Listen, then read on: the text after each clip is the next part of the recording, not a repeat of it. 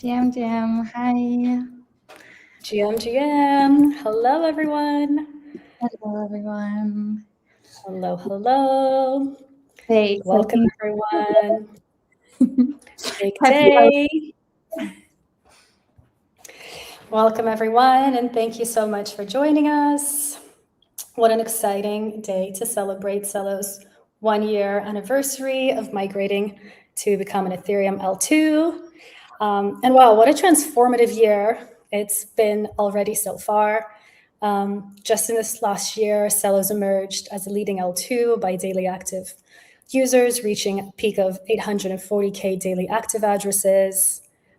Also, at the same time, emerged as the #1 chain for Tether USDT, and onboarded lots of exciting additional blue chip protocols like Velodrome, Morpho, Uniswap V4, so much more.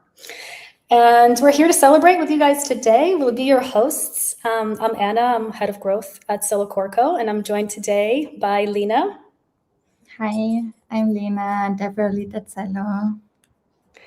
And throughout today's stream, you'll hear lots from founders, our ecosystem partners, about the critical role they've played over the last year, scaling Celo as an L2 built for the real world. And you may even get some exciting hints about what's coming in the next few months of year 2.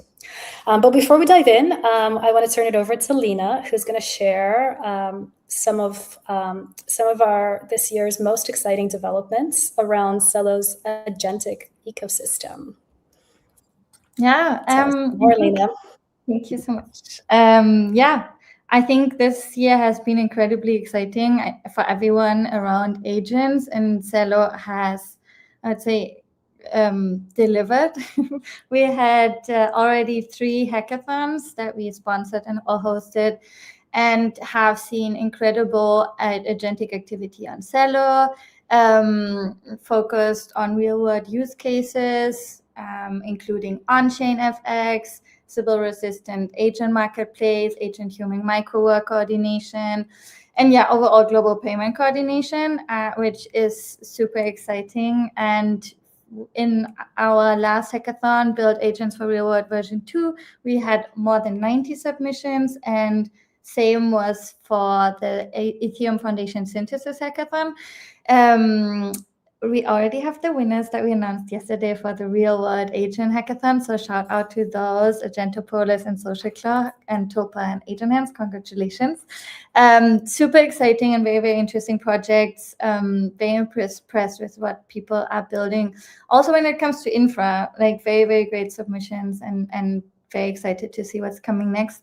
So synthesis winners will be announced soon, but in general, those projects are also leading on the scans. And what I find most exciting about it, that some of them are just really representing real world use cases. And I think, and also showcasing how 8004 is not only for agents, but also services and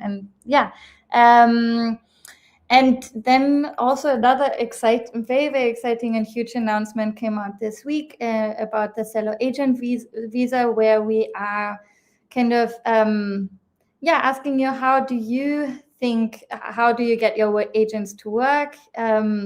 We launched this initiative to provide liquidity, DeFi incentives, and also real users for agents. And all you need to do is launch an agent on Celo, showcase transactions, verify with self-agent ID, and you can get all of the support that you need to launch your agent or scale your agent on Celo. And much more to come. Thank you. Huge, Lena. That's amazing. Thank you so much for that roundup. And without further ado, we're actually going to bring up to the stage Renee, who's also got some updates that he's going to share, and he's going to introduce our first guest for the stream. Renee, welcome to the stage. Thanks, Anna. It's great to be here. Happy Celeversary. Wow, 1 year since that glorious day. That's crazy. So much has already happened again. It's really crazy to see how much is happening on Celo, and that's kind of against the general market backdrop. It's really awesome. You guys already highlighted some of the recent wins.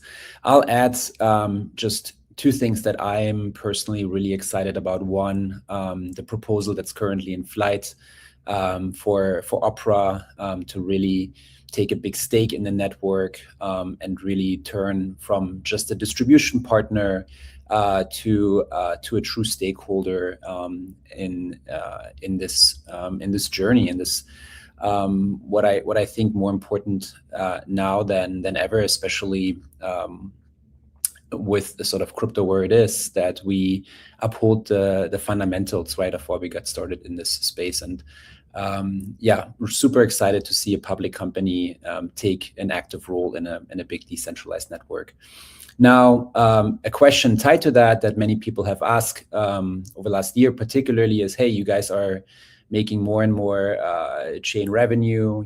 Chain revenue from like year before was up 10x. So how does all of that, what are the token economics? How does it all translate into the value of Celo? And if you go to the forum today, the core team posted a big update this morning on Celo Tokenomics. I'll give a little preview, but I really encourage everyone to also read it in their own time. There are 4 big parts to it. First one is to route all net sequencer revenue to the Celo Community Fund as Celo, and thereby allowing for the community to, for example, burn that Celo. Secondly, return and burn the first year of sequencer fees, which amounts to 1.749 million Celo that have been collected since the L2 migration, and initiating a government's proposal to burn it. So that's coming. Increasing the minimum base fee in a measured programmatic way.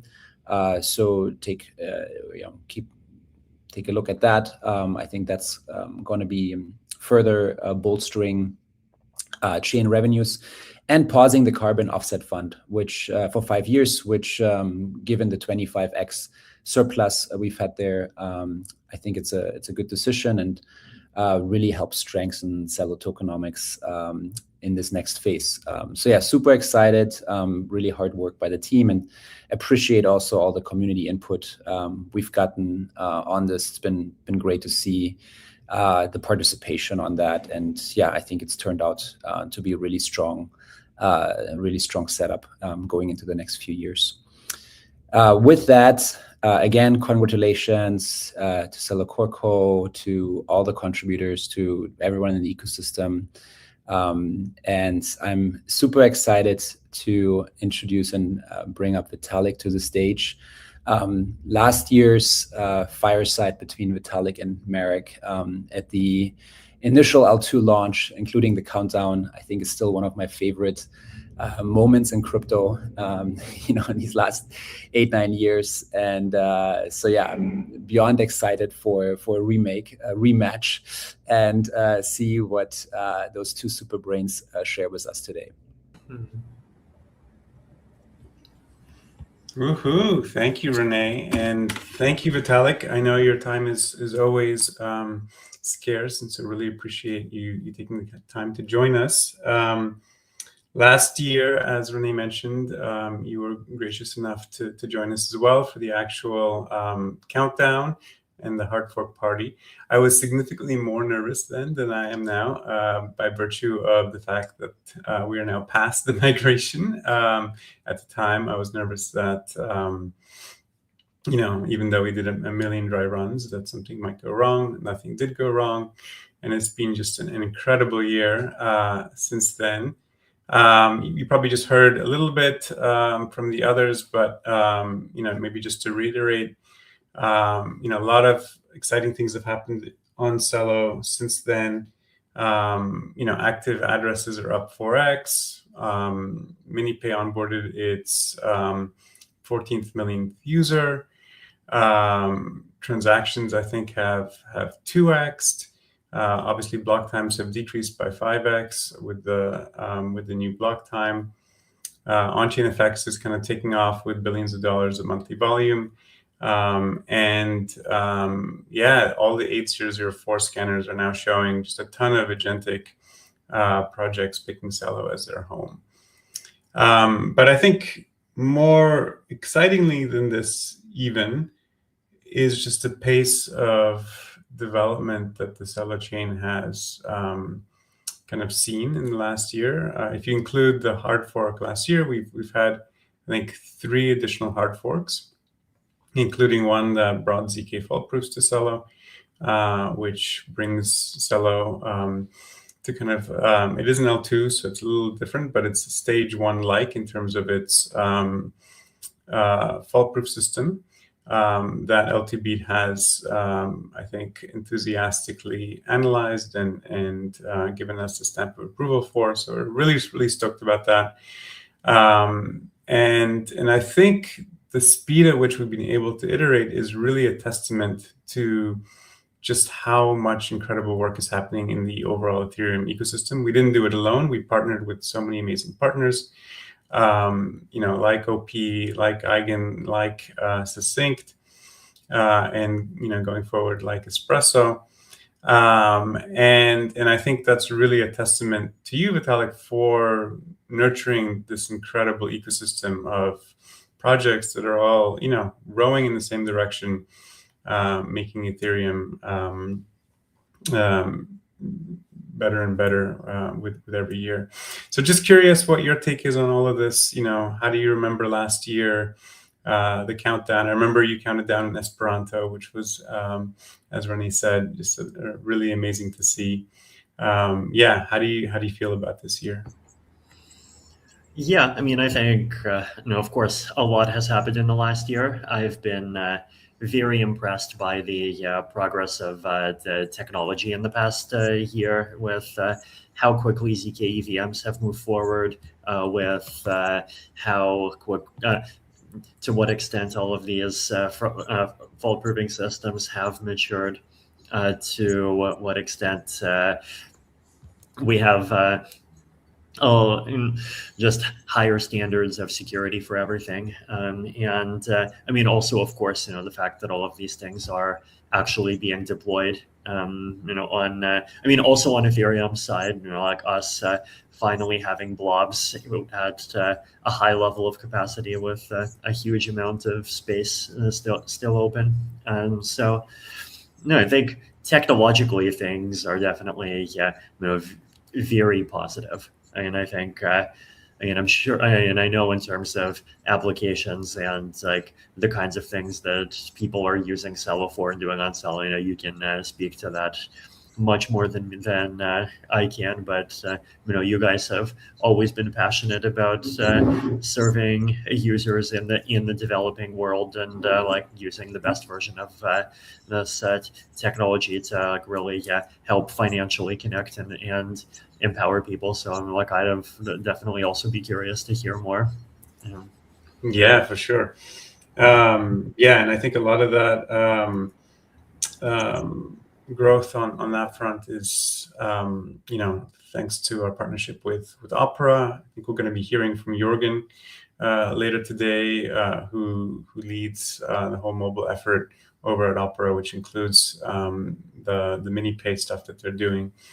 And yeah, they've had an incredible year together with us. I mean, as I mentioned, they've onboarded 14 million users.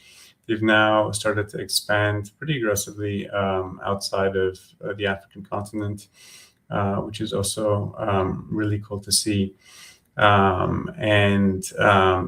Just all of their metrics are up and to the right every month. And it's just been incredible. I think, when we first transitioned to becoming an L2, we kind of wanted almost to be a case study for other folks to kind of follow suit as well. We hosted Settlement Day in Bangkok, and you were gracious enough to speak at that as well. Since then, and since I guess this time last year, we've seen more folks embrace this kind of journey. I think Ronan's probably the biggest one that has announced that they're transitioning to an L2, and I think they're pretty close to initiating that transition. Curious what your take is on that. Our conviction remains that Ethereum will become the settlement layer of Web3, and that ultimately every L1 will transition. I think it makes sense to start with all the EVM ones first. But I guess now with Celo and now soon Ronin, how are you feeling about this transition? Yeah, and I think like both your and Ronin's work on becoming an L2 and just continuing to be part of the Ethereum ecosystem and doing a good job at what both of you do has been very positive. I think the engagement on the technology side has been positive, and I think we've kind of broken the ice much more on the idea that it probably makes sense for L2s to not just be carbon copies of the EVM. And I think that it's kind of at the same time, like sometimes makes sense to be further and sometimes makes sense to be closer to Ethereum, right? And that a lot of the time the most valuable applications kind of even incorporate kind of moving between L1 and L2 at a deeper level. And I've also seen for example Gnosis. They of course have not kind of said or committed anything about themselves becoming an L2, but they have really started doing that work and thinking about synchronous composability, and there's some really fascinating stuff happening there.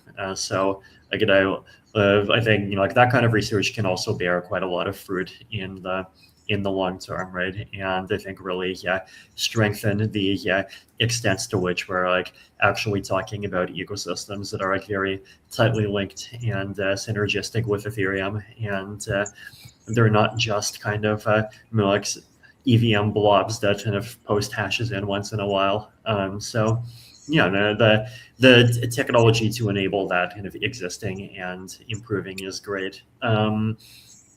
Also, the work on the native rollup precompile, and that's all kind of tied very closely to ZK VMs, I think has also been encouraging. So it feels like there's this sort of ongoing willingness and at the same time this technological kind of capability that's improving, which it's good. I'm definitely really happy about it. Yeah, totally. And I think Ronin and Celo are definitely two great examples of chains that are specialized and in that regard, additive to the Ethereum ecosystem.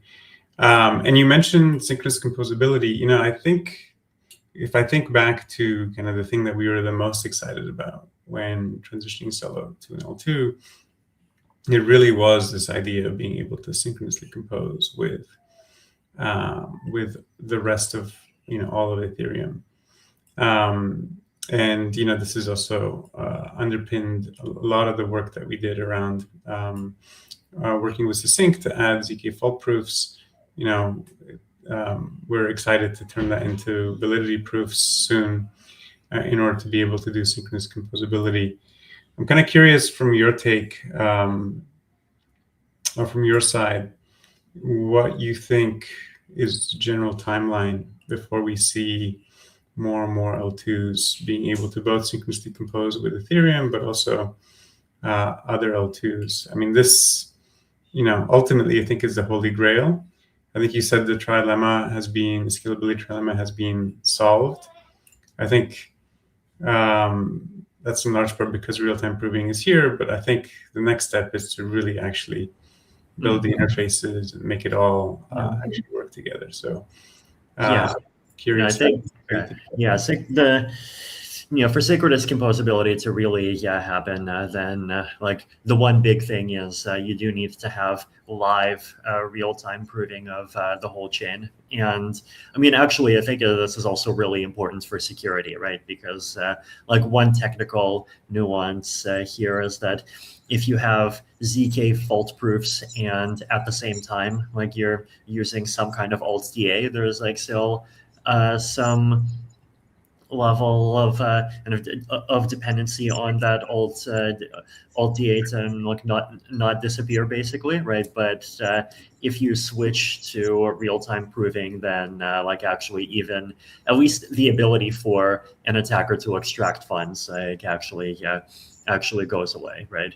And so there's, I mean, on the flip side, of course, the challenge is that the technology is still immature. Like literally proving everything in real time is still expensive.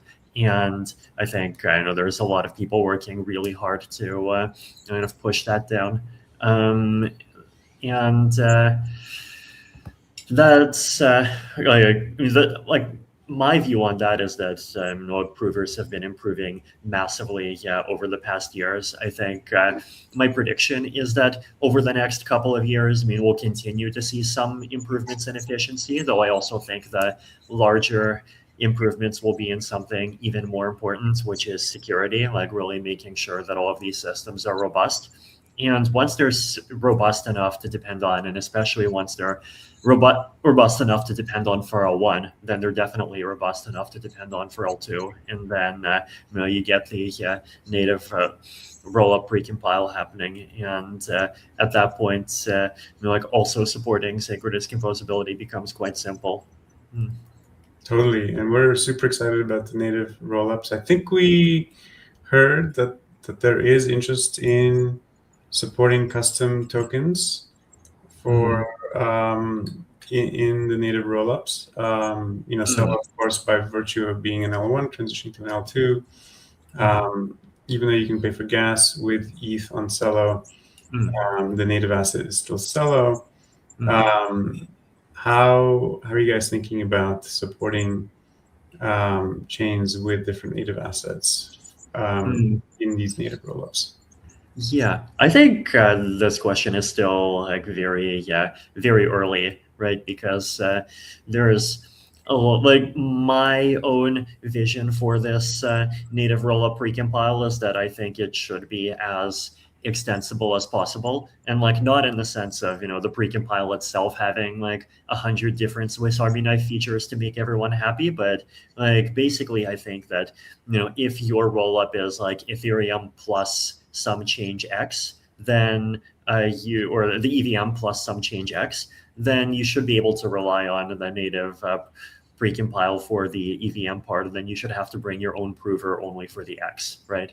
And ideally, we figure out a general purpose way to do that that covers all of the different kinds of changes and customizations that people wants to make. I mean, I think like the exact details of this, like that's like not my own personal specialty, because I've been focusing on I think recently a couple of quite a few other near-term EIPs and like things like account abstraction and kind of other like scaling and privacy-related items. But I mean, I think this is very important. That's really cool. Maybe just switching gears a little bit. You're also, I think, very thoughtful about what's happening, with AI right now, and obviously there's a lot of excitement around combining agents with blockchains. 8004 standard is a really good example of, I think, the EF really leading in this space. And I think thanks to that standard, now there's just a lot of agentic activity happening in the Ethereum ecosystem. One thing that has been really cool to see on our end is just increasingly, a greater and greater share of that activity is now happening on Celo. I think Grow the Pie yesterday tweeted that something like 4 out of the top 5 projects on their 8004 leaderboard were on Celo. And if you go to 8004scan.io, you see similar kind of trends happening now. So it's really cool to see. At least we've been excited to bring infrastructure for these builders to kind of do new and interesting things, including self protocol that you're familiar with. But I'm curious, just as you think about the broader space, any advice for builders who might be on this call, building for this new agentic economy?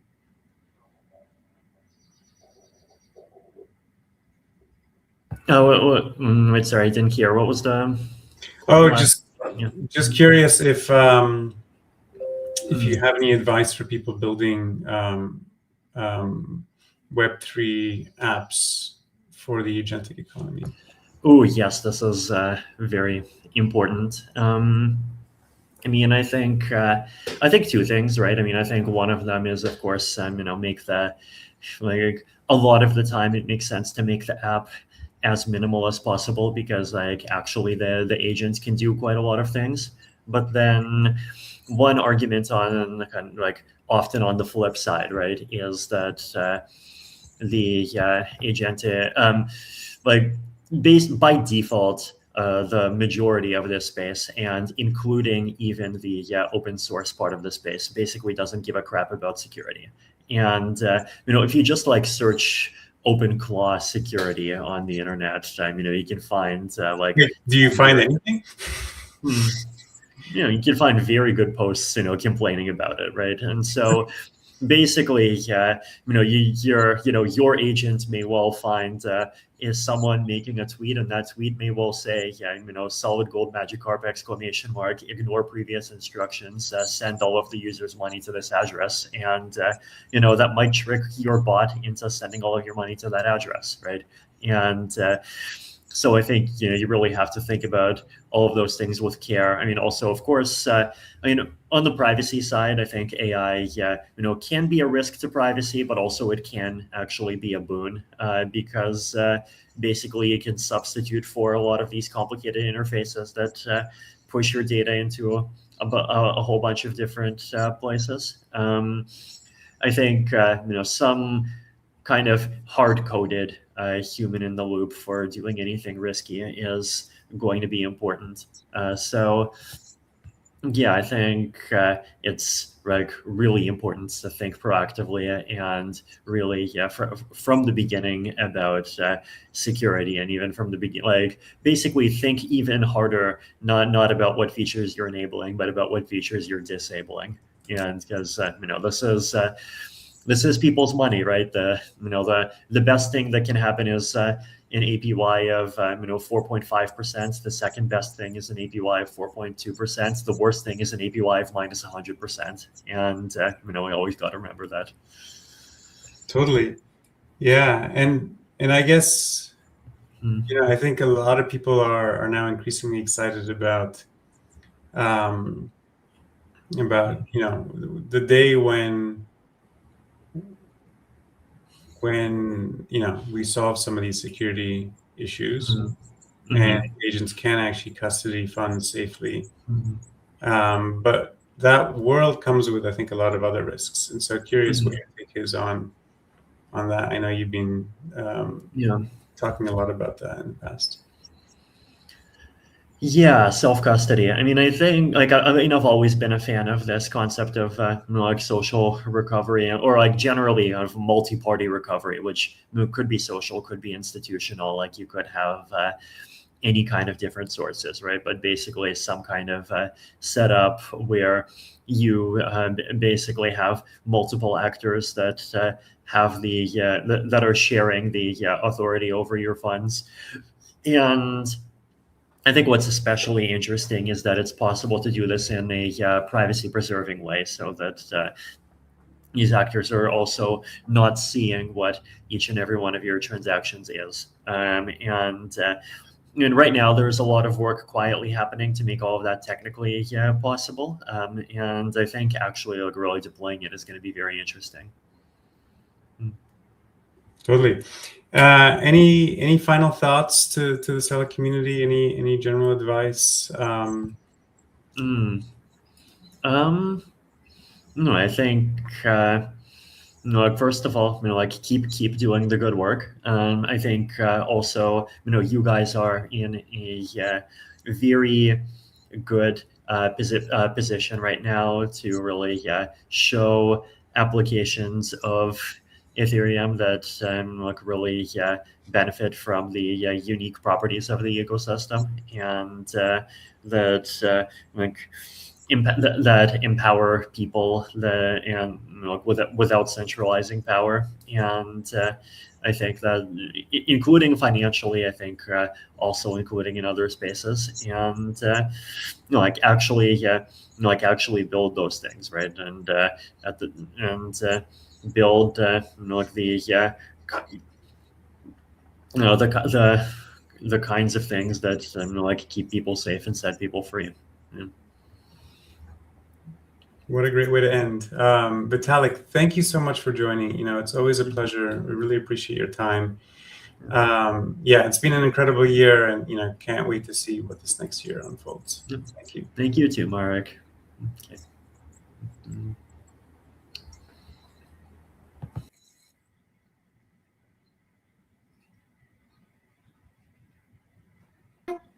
I love that you came together after 1 year. And yeah, what an interesting conversation, especially about the agent part. I loved it.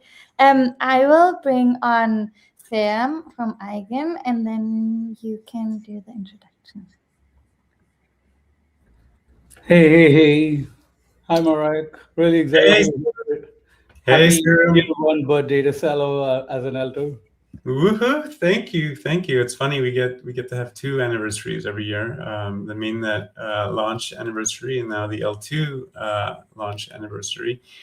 It's been pretty amazing, and we're very grateful to have you join and celebrate with us, especially given that you're in New York and going on stage at DAS, like literally like in less than 1 hour. So really appreciate it. Marek, my pleasure. Has always been an privilege to get to work with you and the Celo team. I think it's one of the most positive teams in all of crypto, and bull market, bad market, whatever, it doesn't matter. You guys are working, pushing the curve of adoption to the people who really need it. So can't be more thrilled to be here. Thank you. Yeah, and the feeling is mutual. I think I've mentioned this before to you, but it's worth probably repeating. The story behind Celo's L2 transition really kind of starts with a conversation that you and I had at a Polychain event when we first met, and you shared what you were working with on at EigenLayer, and you shared EigenDA. It was in that moment when my kind of mind was blown, and I realized that Celo could feasibly transition to become an L2 if it were to use EigenDA for DA and still keep its really cheap gas fees, which were pretty fundamental to what we were building and the users and the needs of our users who were using Celo at that time. And so that really like unleashed like a whole slew of effort that looked into the feasibility of transitioning to becoming an L2, which then resulted in that governance proposal that we launched at ECC, which then resulted in the actual work that we did together to actually make it happen, culminating in this time last year, which was just a really exciting moment. So it's very fitting that you're here to celebrate with us. Just so much of the journey that took us here started with that one conversation. So thank you again. Absolutely. Real privileged to do that. I think going from like the idea step to actually building the L2 and launching it, and getting everybody from Coinbase to switch over to the new model, and now getting users, and growing the product even more. I think there has been a million steps along the journey, and it's been amazing to see the thing come from like an idea and a conversation to like all the many steps to make it a reality. So yeah, super thrilled and pumped that we are here today. Yeah, and many steps since the transition too. Vitalik and I were just chatting, and we in the last year we've had 4 hard forks. We're getting close to our next one right now, which will end later this month. And I think a lot of that is really a testament to the fact that, as an L2, we get to work with folks like you and your team, as well as, OP Stack and Succinct and Espresso, which has allowed us to collectively, I think, move a lot faster than if we were just an L1. And so that, I think, is just a sign that the transition to becoming an L2 is already paying huge dividends. One of those hard forks last year was to enable EigenDA v2, which is a pretty exciting thing that happened last year. I think you guys 10x'd your throughput. Tell me a little bit more about that. Like, what does that mean for L2s and just generally for you, for EigenLayer?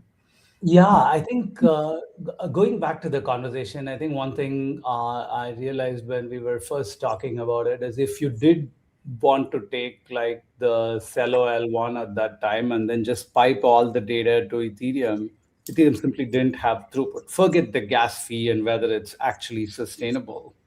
Like, and that was kind of like, oh, wow, there is actually a market and a demand for higher grades of throughput that if Ethereum's data throughput was higher, there are use cases and problems that can actually be solved.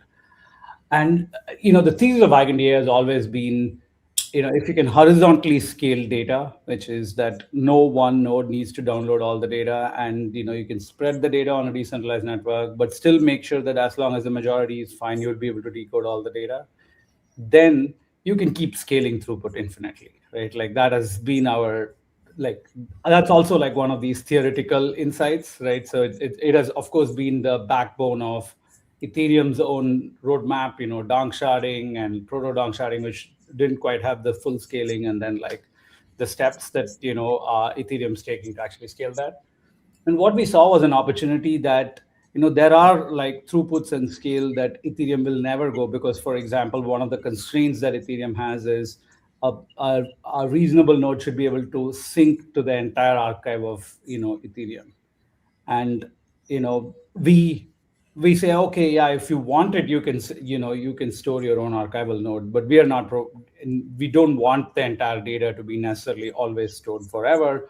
We only consider ephemeral data availability. And so our goal has always been to be the leader in scaling data throughput, so that L2s like Celo can take advantage of things. And over time, as you build more and more powerful, expressive execution engines, you can just like don't have to feel like the data layer is a limitation. So we did the EigenDA v2, which scaled our throughput, a 10x. We also did on our testnet a trial of running EigenDA at 1 gigabytes per second. That's 8 gigabits per second. The level of throughput that you can hit with the horizontally scaled systems actually like infinite, like we said, but actually seeing that, it's pretty illuminating, because now you see, oh, maybe like NFTs on Celo, you can just store it on EigenDA. Or maybe like, when we're doing a complex computation, I can just store intermediate state logs so people can verify it. Maybe if you're doing inference and agents on an L2, you can actually just pipe all that data like so that people can verify it.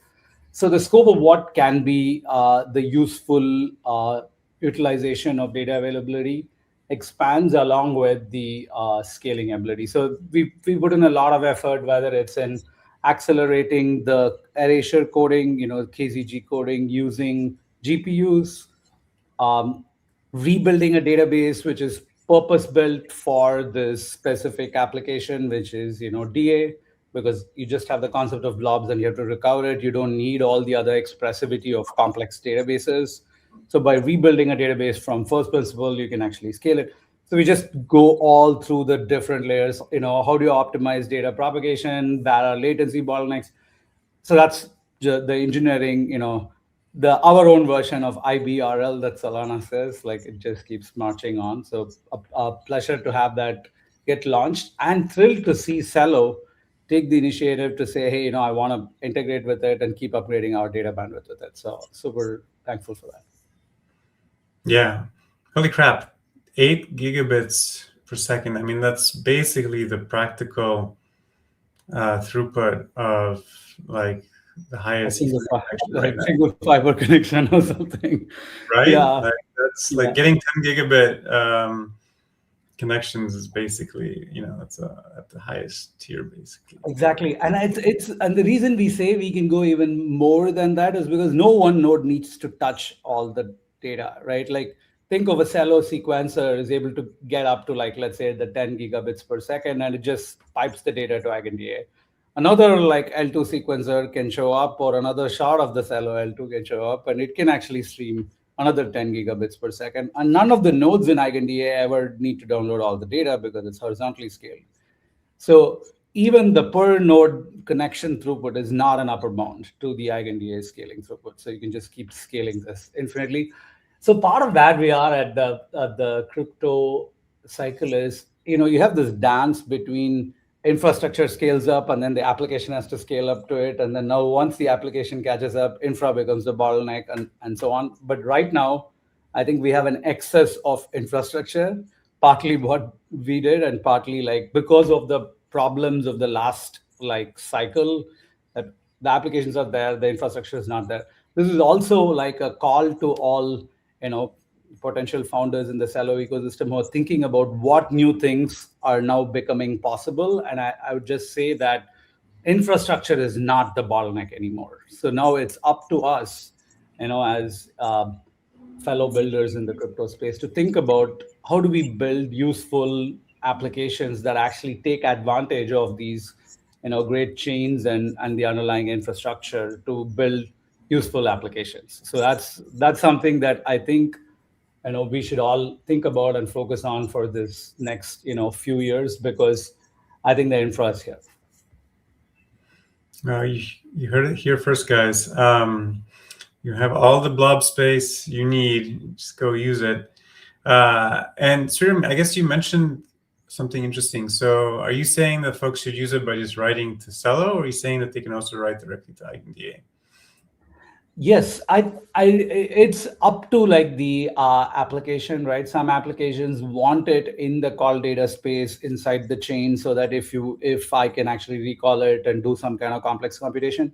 But there are other applications where you might say, yes, here is an AI agent. It's living on top of like it's using the financial aspects on the Celo chain, but actually just like if you want to verify the agents, like intermediate context, memory, other things, just go read EigenDA on this particular blob space, right? So it depends on the different applications, like how they want to build this, but both are possible, because if you just write to call data of Celo, it's still indirectly routed to EigenDA. I think I'm not sure how the gas economics work out, because how the pricing and other things pay out. But I think the different applications can structure it as they need. So, but the core infra bottleneck, I think, is removed. And in terms of expressivity, also, I want to make this point that in EigenCloud, one of the things we've done is how can I write an off-chain Docker container, but still make sure that it has the properties that you want. So let's say I want to write an AI agent. I can't, of course, write it in EVM and run it directly on Celo. So what I could do is I could write an AI agent and throw some Celo keys inside of it, or like a credential that'll activate a Celo smart contract, and then run it on EigenCloud, and that agent can do trades on your behalf. Maybe it can do like, DAO voting on your behalf. I think that's another thing I just feel like, a lot of us, feel passionately about. One of the things that crypto is here to do is to build more democratic processes. And but now I think it's not just the crypto infra is here. Things like agents actually help express your democratic preferences much better without you actually having to sit and process it. So you could build, for example, a DAO application, which would say like, hey, it's an agent. You just throw the agent on EigenCloud. You've already told it your preferences, so it'll vote on your behalf, but you don't need to actually be sitting and paying attention, because that agent runs with the prompts that you've already given it. Your preferences have already been locked in. You know that it's not going to go rogue and vote on some other thing than what you actually want. So the set of experiments I think we can do right now in the intersection of crypto and building new digital institutions, I think we're at the early innings. It's just year one of Celo2 here. It's even though it's a few years, all of us have been grinding to actually build all these systems. Eigen has been here for 5 years. Mark has been here for even longer. But the systems are getting ready. It is early innings. And I think the presence of AI, AGI, digital intelligence necessitates us in having and building these digital institutions.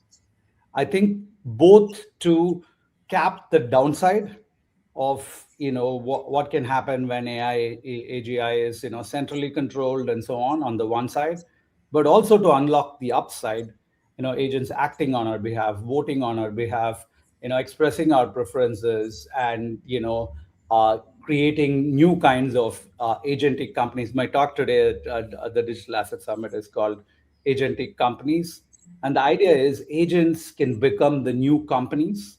All that a company is this like shell and a legal structure inside which properties are housed, and the economic and governance rights are created according to the legal statutes and the bylaws.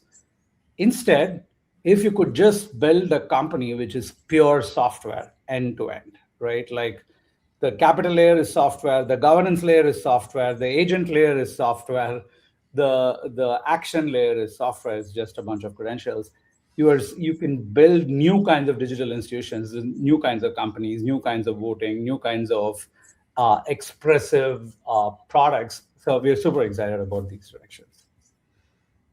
Yeah, I think you once in a talk talked about how there's, I guess, some maybe fear that with these things becoming self-sovereign, we potentially kind of lose control of our destiny. But I think in the past, likened this to kind of corporations first being formed and kind of growing to a size that, back then was unheard of, right? The fact that corporations can have bigger treasuries in countries these days is an example of, a huge change that has happened in society over the years, and, ultimately hasn't made countries irrelevant.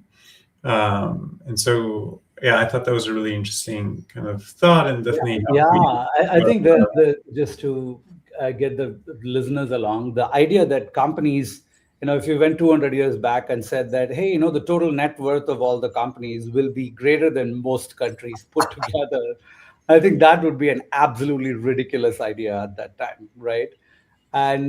But the total value of public companies today is well north of $100 trillion, which is a mind-boggling amount, right? For most countries, it's bigger than countries with billions of people. It's just unbelievable. But as Mark is pointing out, the fact that these new entities, companies actually play such a large role in society has not made democracy weak. In fact, one could argue that it's a counterbalance to the simple power of the state, right? So you have more decentralized checks and balances.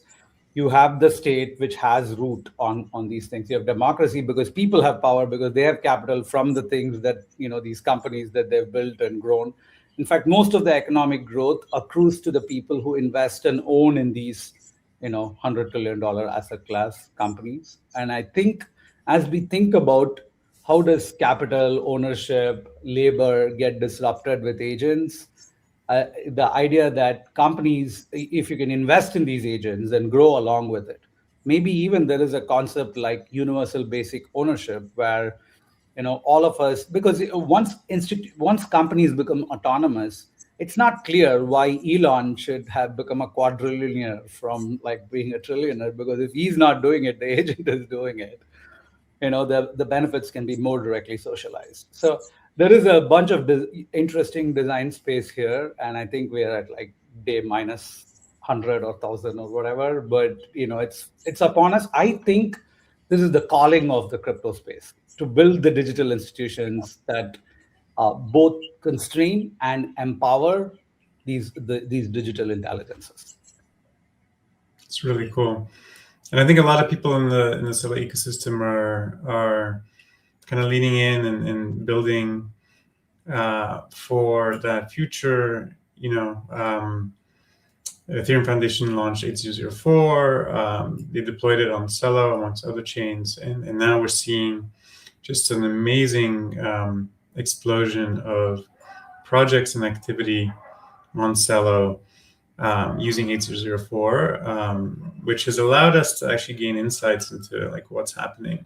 So if you go and look at the scanners,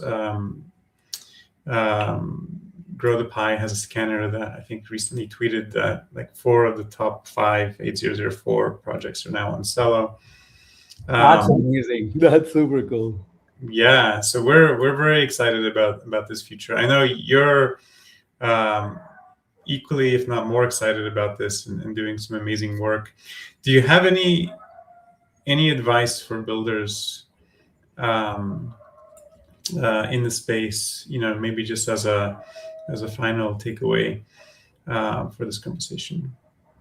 I think both the time at which we are in, where the crypto infra is much easier, as well as the time that we are in with AI and agents democratizing open innovation. Anybody can build things. It's time for us to be much more ambitious than we've ever been. I think the one thing people get like a little bit disappointed with is they say, oh, now anything I think is really easy, so anybody else can do it. How about we think bigger? Okay. And one of the things, Marek and Rene and Celo are involved a lot in developing nations. One of the things that gives me a lot of comfort as people think about the era of AI, AGI, what is going to happen, to humans? What do we do? Like, what's purpose? And one thing that the industry leaders like OpenAI and Anthropic are thinking a lot about is how to advance science, how to advance the frontier. But there is another frontier that we should not lose sight of, and it's crypto's unique value is how do we bring can we take things like what's going on in developing countries and accelerate their development. Instead of taking 50 years, can we go and do it in 10 years? What technologies can actually enable that, right? And I think there is a lot of pieces that we are building in the crypto space that can actually be useful, because one of the things, for example, constraining development is state capacity, the ability to create and enforce laws. And to the extent that they can be made digital, an AI agent can adjudicate, the agent is verifiable, these things can actually massively accelerate the kind of like both the democracy layer and the growth and development of these things. We can't simultaneously think AI and agents and robots are going to take over everything while also thinking that, no, it's going to take like another 100 years for these countries to get developed. Like, those two are incompatible. We should take these really, really powerful resources that we have access to and, and apply not only to the expansion of our frontier of humanity, but also to bring everybody along. So that's my final part. Really appreciate having this chat with you, Marek. Look forward to do more with Celo, and it's exciting to see all the agent stuff, like you mentioned, 804 and other things going on. And as we are building our own agent tooling, we would love to work closer. Likewise. Thank you again for joining. This was amazing. And best of luck with your talk at DAS. Thank you. Thanks, Marek.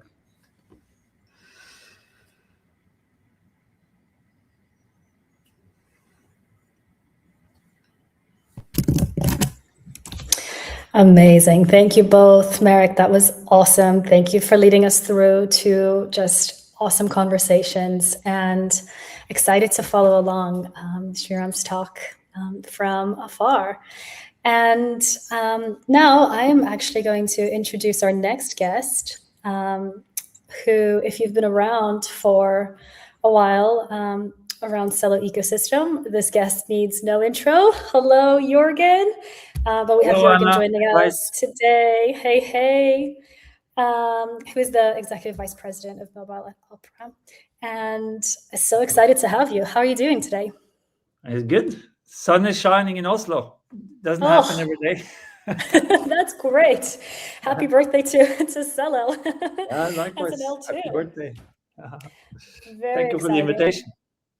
No, we're so excited to have you, and I've personally had a great pleasure working with you for the last 2 years, and the whole team at MiniPay, who is just fantastic and so great to work with. But I wanted to take us back to the very beginning first. Back before we launched MiniPay, before September 2023. Can you just walk us through and share a little bit more around what were some of the decisions that were made from design perspective and also product perspective that you think has set up MiniPay for such rapid growth as a wallet? Because we've seen such amazing growth this past year. And I think a lot of that is really owed to the design and the intention that you guys have put into the product. So yeah, can you share a little bit more around what were some of those thinking? Yeah, absolutely. Time flies. I think we're five years in, pretty much of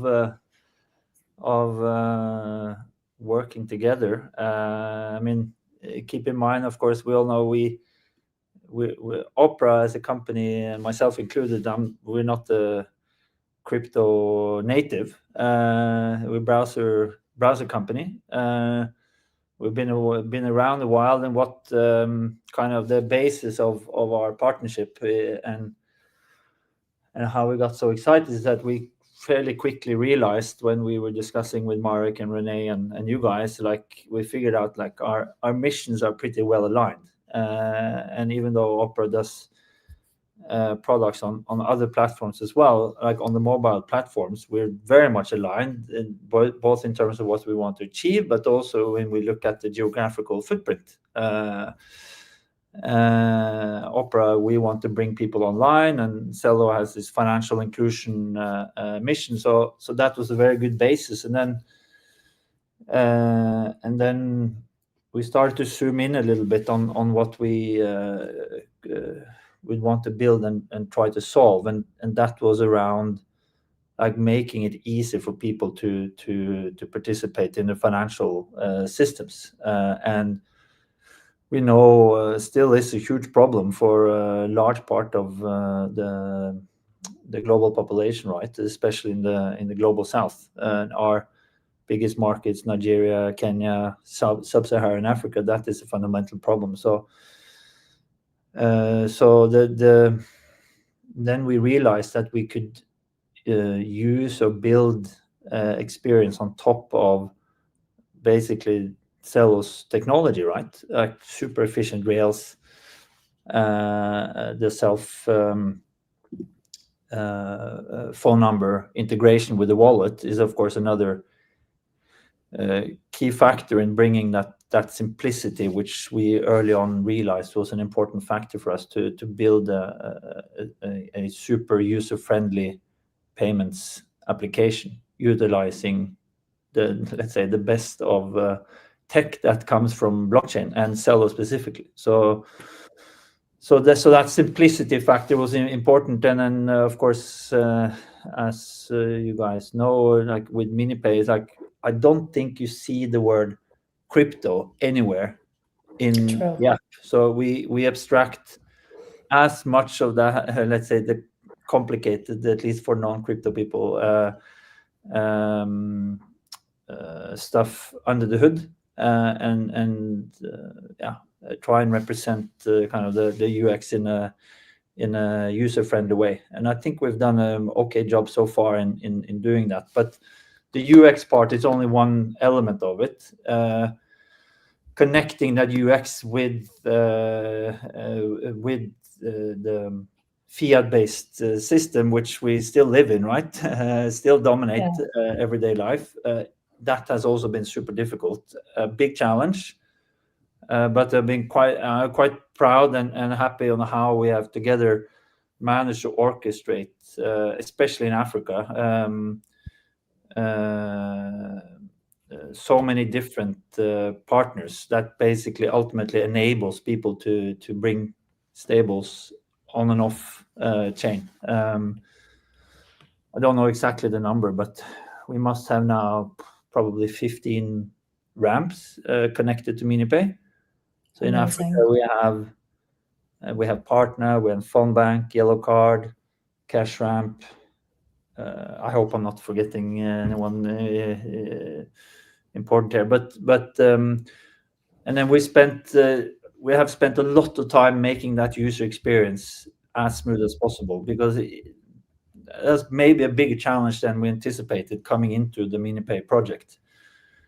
How fragmented the payment systems are, and the complexities of like handling KYC and educating people what stablecoins are. So that orchestration piece is also another very important layer of what MiniPay is all about today. And then originally, of course, the distribution part and deciding to build MiniPay inside our browser, Opera Mini, gave us a let's say head start from a distribution point of view.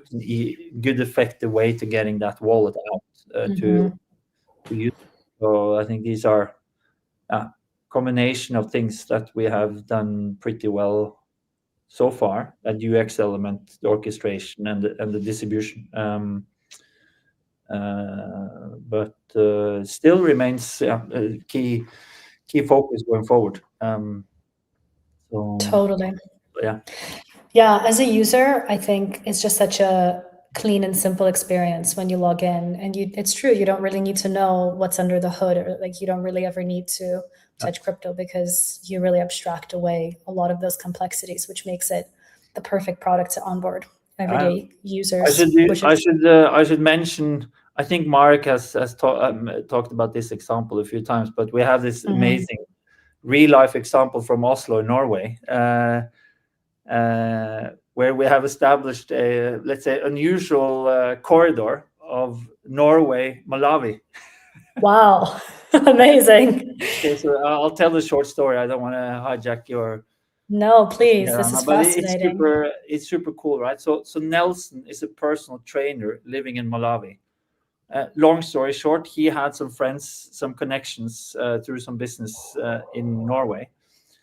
He started to basically offer online personal training sessions for people around the world, including a couple of guys who happen to be my friends here in Norway. Wow. And of course, he used to get paid through legacy, or not legacy, but incumbent fiat-based payment apps.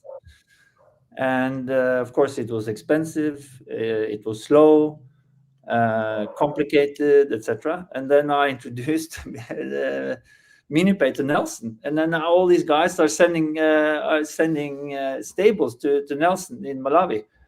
And the beauty of that, on top of what I explained, is like not only address cost and speed, but he has the option to either keep his payments in dollars, which is a very important point on its own for Nelson in Malawi and many other people in the world who lives in places where the local currency is very volatile, right? So he has that option, or he can cash out through our orchestration with the ramps.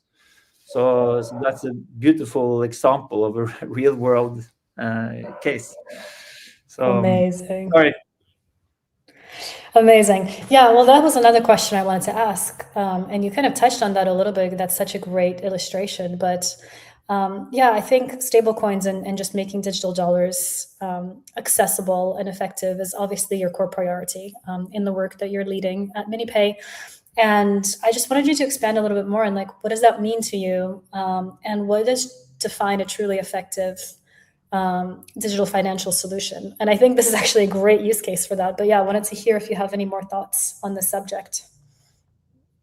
Yeah, I mean, stuff have to work, right? So it maybe sounds a bit shallow, but we all have so many examples of like half-baked flows where something breaks along the way, whether it's either KYC or you are unable to cash out on the other end or something like this. So and you're dealing with money, right? So you have to take it serious. So that is the most important thing with MiniPay is like it has to work end to end. Like when we compare the cost of sending $1 from one end on the corridor to another, we cannot just look at the cost of cashing in and sending. We have to include the cost of cashing out, which is relevant so long the fiat system is still the dominant system. We need to let people cash out and have that utility. So that core functionality is super important that we focused on. So making it effective and accessible. So it's a bit similar to what I talked about earlier, the importance of combining UX with orchestration. Yeah. That we've added like virtual accounts utility into MiniPay, so like opening up, making it easier for example, the freelancer community to get paid. And we're busy now shipping a virtual card in MiniPay. Amazing. Will come hopefully early next quarter in April. So huge. So, I'm very excited about that. Yeah, I mean, all of this infrastructure combined is obviously what led you to this incredible growth. I mean, today we've seen already, MiniPay has onboarded over 14 million users and facilitated over 420 million transactions. And this infrastructure and the combination of everything that you just said is what makes it possible. And I'm curious, what are you looking towards for the next wave of growth? What do you think will bring the next growth to MiniPay? Certainly geographical expansion. So we built MiniPay first and foremost for the African markets. We have recently started to bring MiniPay into new continents as well, South America, Asia. We're hosting or organizing a roadshow now soon in Asia, where we're hopefully going to attract builders, which is of course a very important part of the experience. I haven't talked so much about it, but that is of course a very important part of the experience, to bring different kind of utility services around the core use cases. So geographical expansion is key. On top of bringing that utility with that expansion, I talked about virtual accounts, I talked about cards,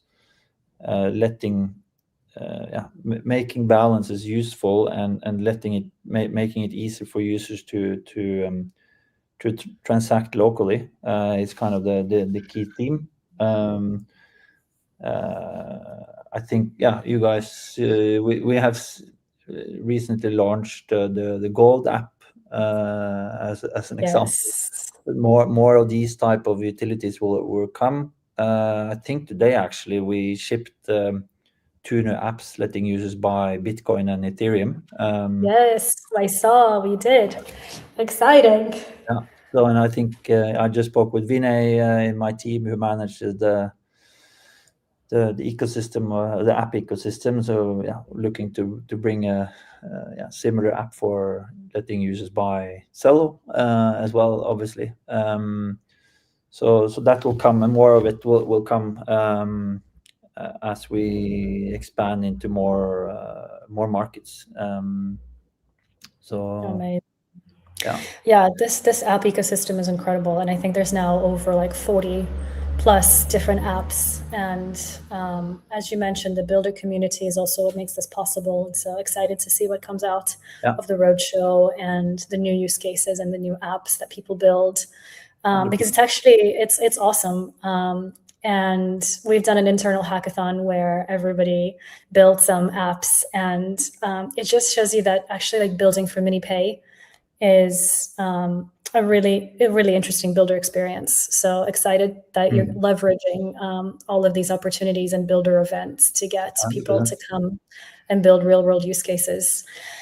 And cool. And as we kind of wrap up, I know that there's a really big and important governance proposal up for a vote right now for the next few hours. And that proposal seeks for Opera to receive 160 million Celo in lieu of kind of the quarterly denominated grants.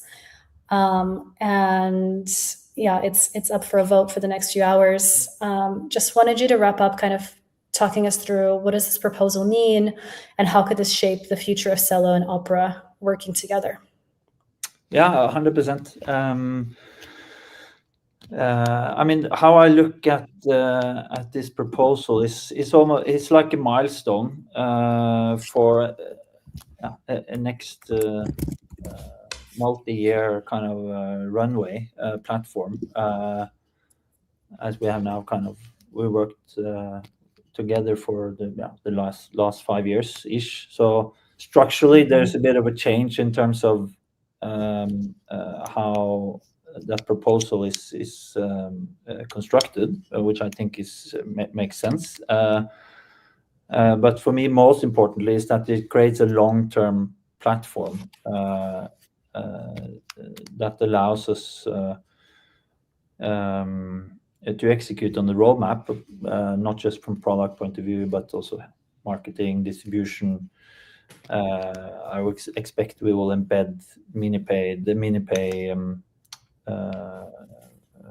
app experience more into Opera's portfolio of apps that are currently not part of the scope today. So I think it just provides a good platform for a new extended partnership. So that's what I'm mostly excited about with this proposal. So good alignment, and I think we have a good track record of working together for the last 5 years. So Totally. I hope it will pass. Yes, well, we will. I mean, it's just a few hours left now, so very excited for this proposal and what that means for the ecosystem. And like you said, the long-term alignment is, of course, what we're all really excited about at Celo, and just continuing to work together to bring this vision to life and onboard more people to MiniPay and bring the real-world utility. Well, Jürgen, thank you so much. This was awesome. It's always a pleasure to have you here. Thank you, and excited for all of the things that you have shipping, and looking forward to this MiniPay roadshow that you've got. And yeah, we will look forward to sharing more about this partnership in the future. Can't wait. Thank you, Anna. Thank you so much. Thank you. Bye. And ciao.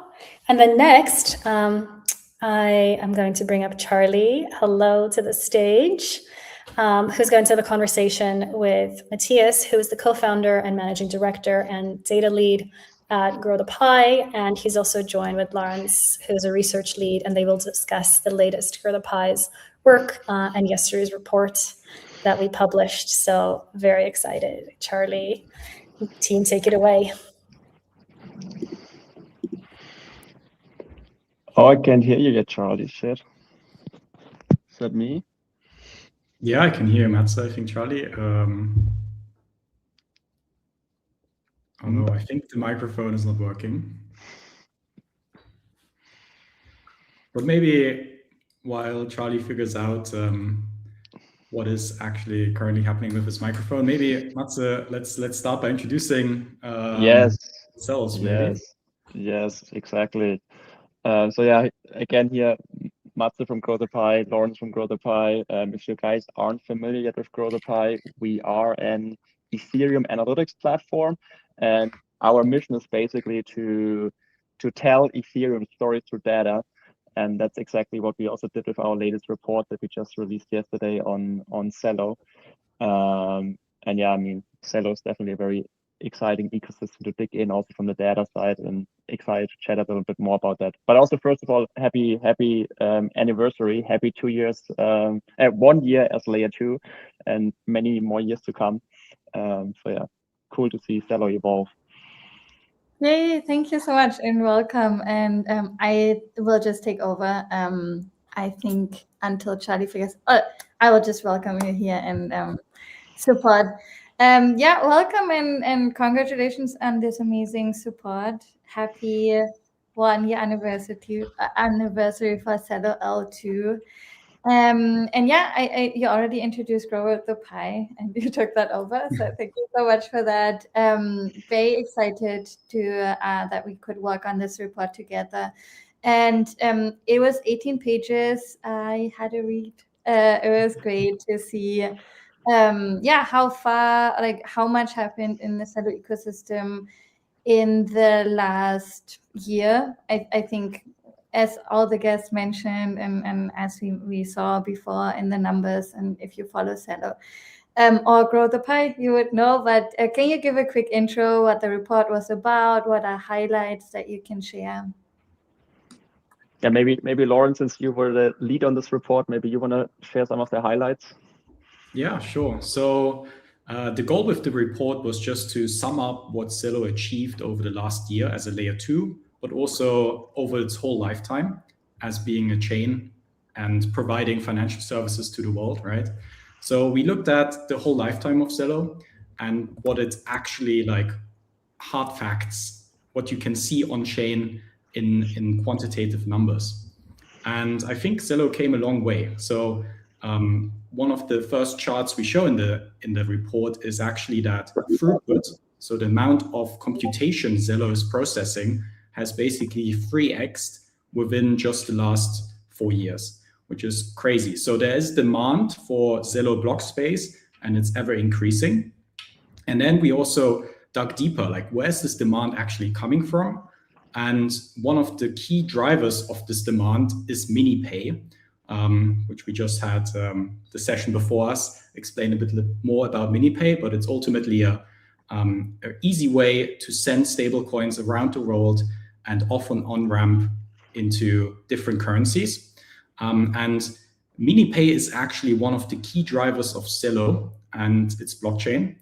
And we did some more digging, and maybe I will explain a little bit the background so you fully understand. So Celo, Self Protocol, has built a verifying system where people can enter their phone numbers on MiniPay and social connect their wallet to their phone number.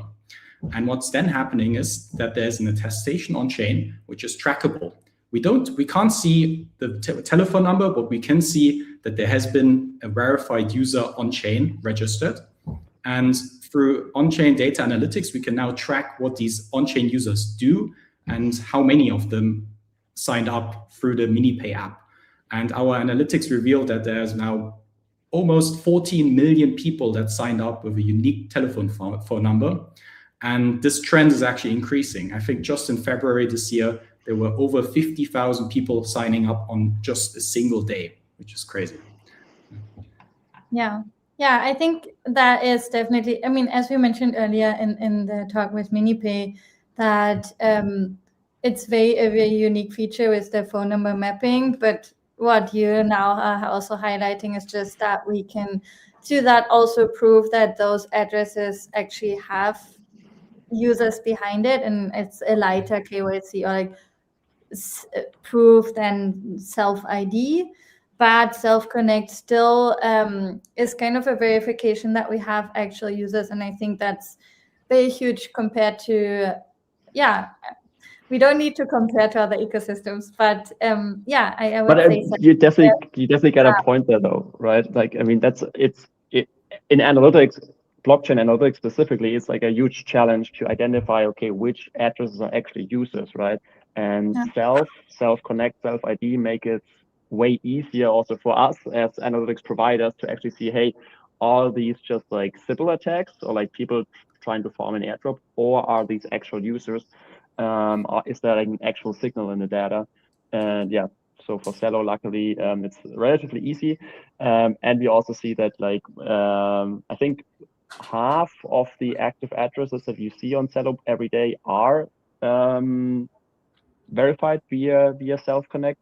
Doesn't say that the other half is like aren't real. It just means, okay, for the one half we know for sure, and the other half is just like users that maybe never verified and just use Celo in a different way. But that's already like very, very good to know, basically. Yeah. I mean, happy to make the data detectives work easier here from our side. Also, I think one thing that I stood out in the report was definitely stablecoin payments. We are seeing now a lot of stablecoin chains coming up, but Celo has always focused on stablecoins. Can you share a bit more about those numbers and findings? Yeah, totally. So I think one of the unique features of Celo is that you can actually pay your transaction fees in stablecoins. That's very unique and very beneficial for the user experience, I think, in general, because let's say you are a MiniPay user, you just have some stablecoins in your wallet. You do not want to necessarily first have to swap to Celo tokens to pay your next transaction fee, right? This is just terrible UI UX for the end consumer, but through the fact that Celo allows you to pay through stablecoins, you can actually just instantly send stablecoins to the next person without having to first acquire the native gas token. So I think that's a very unique feature that actually also significantly helps with adoption. And then in total, we also did some math. With all the verified accounts for MiniPay, we actually traced how much dollars they transact, meaning how much money they receive in their account and send out. And we summed that up, and MiniPay has so far facilitated over $2 billion worth of stablecoins, which is a great milestone, considering also that most of these users are in Africa and in poorer nations where, just a few $100s are already a significant amount of their net worth, probably. So, yeah.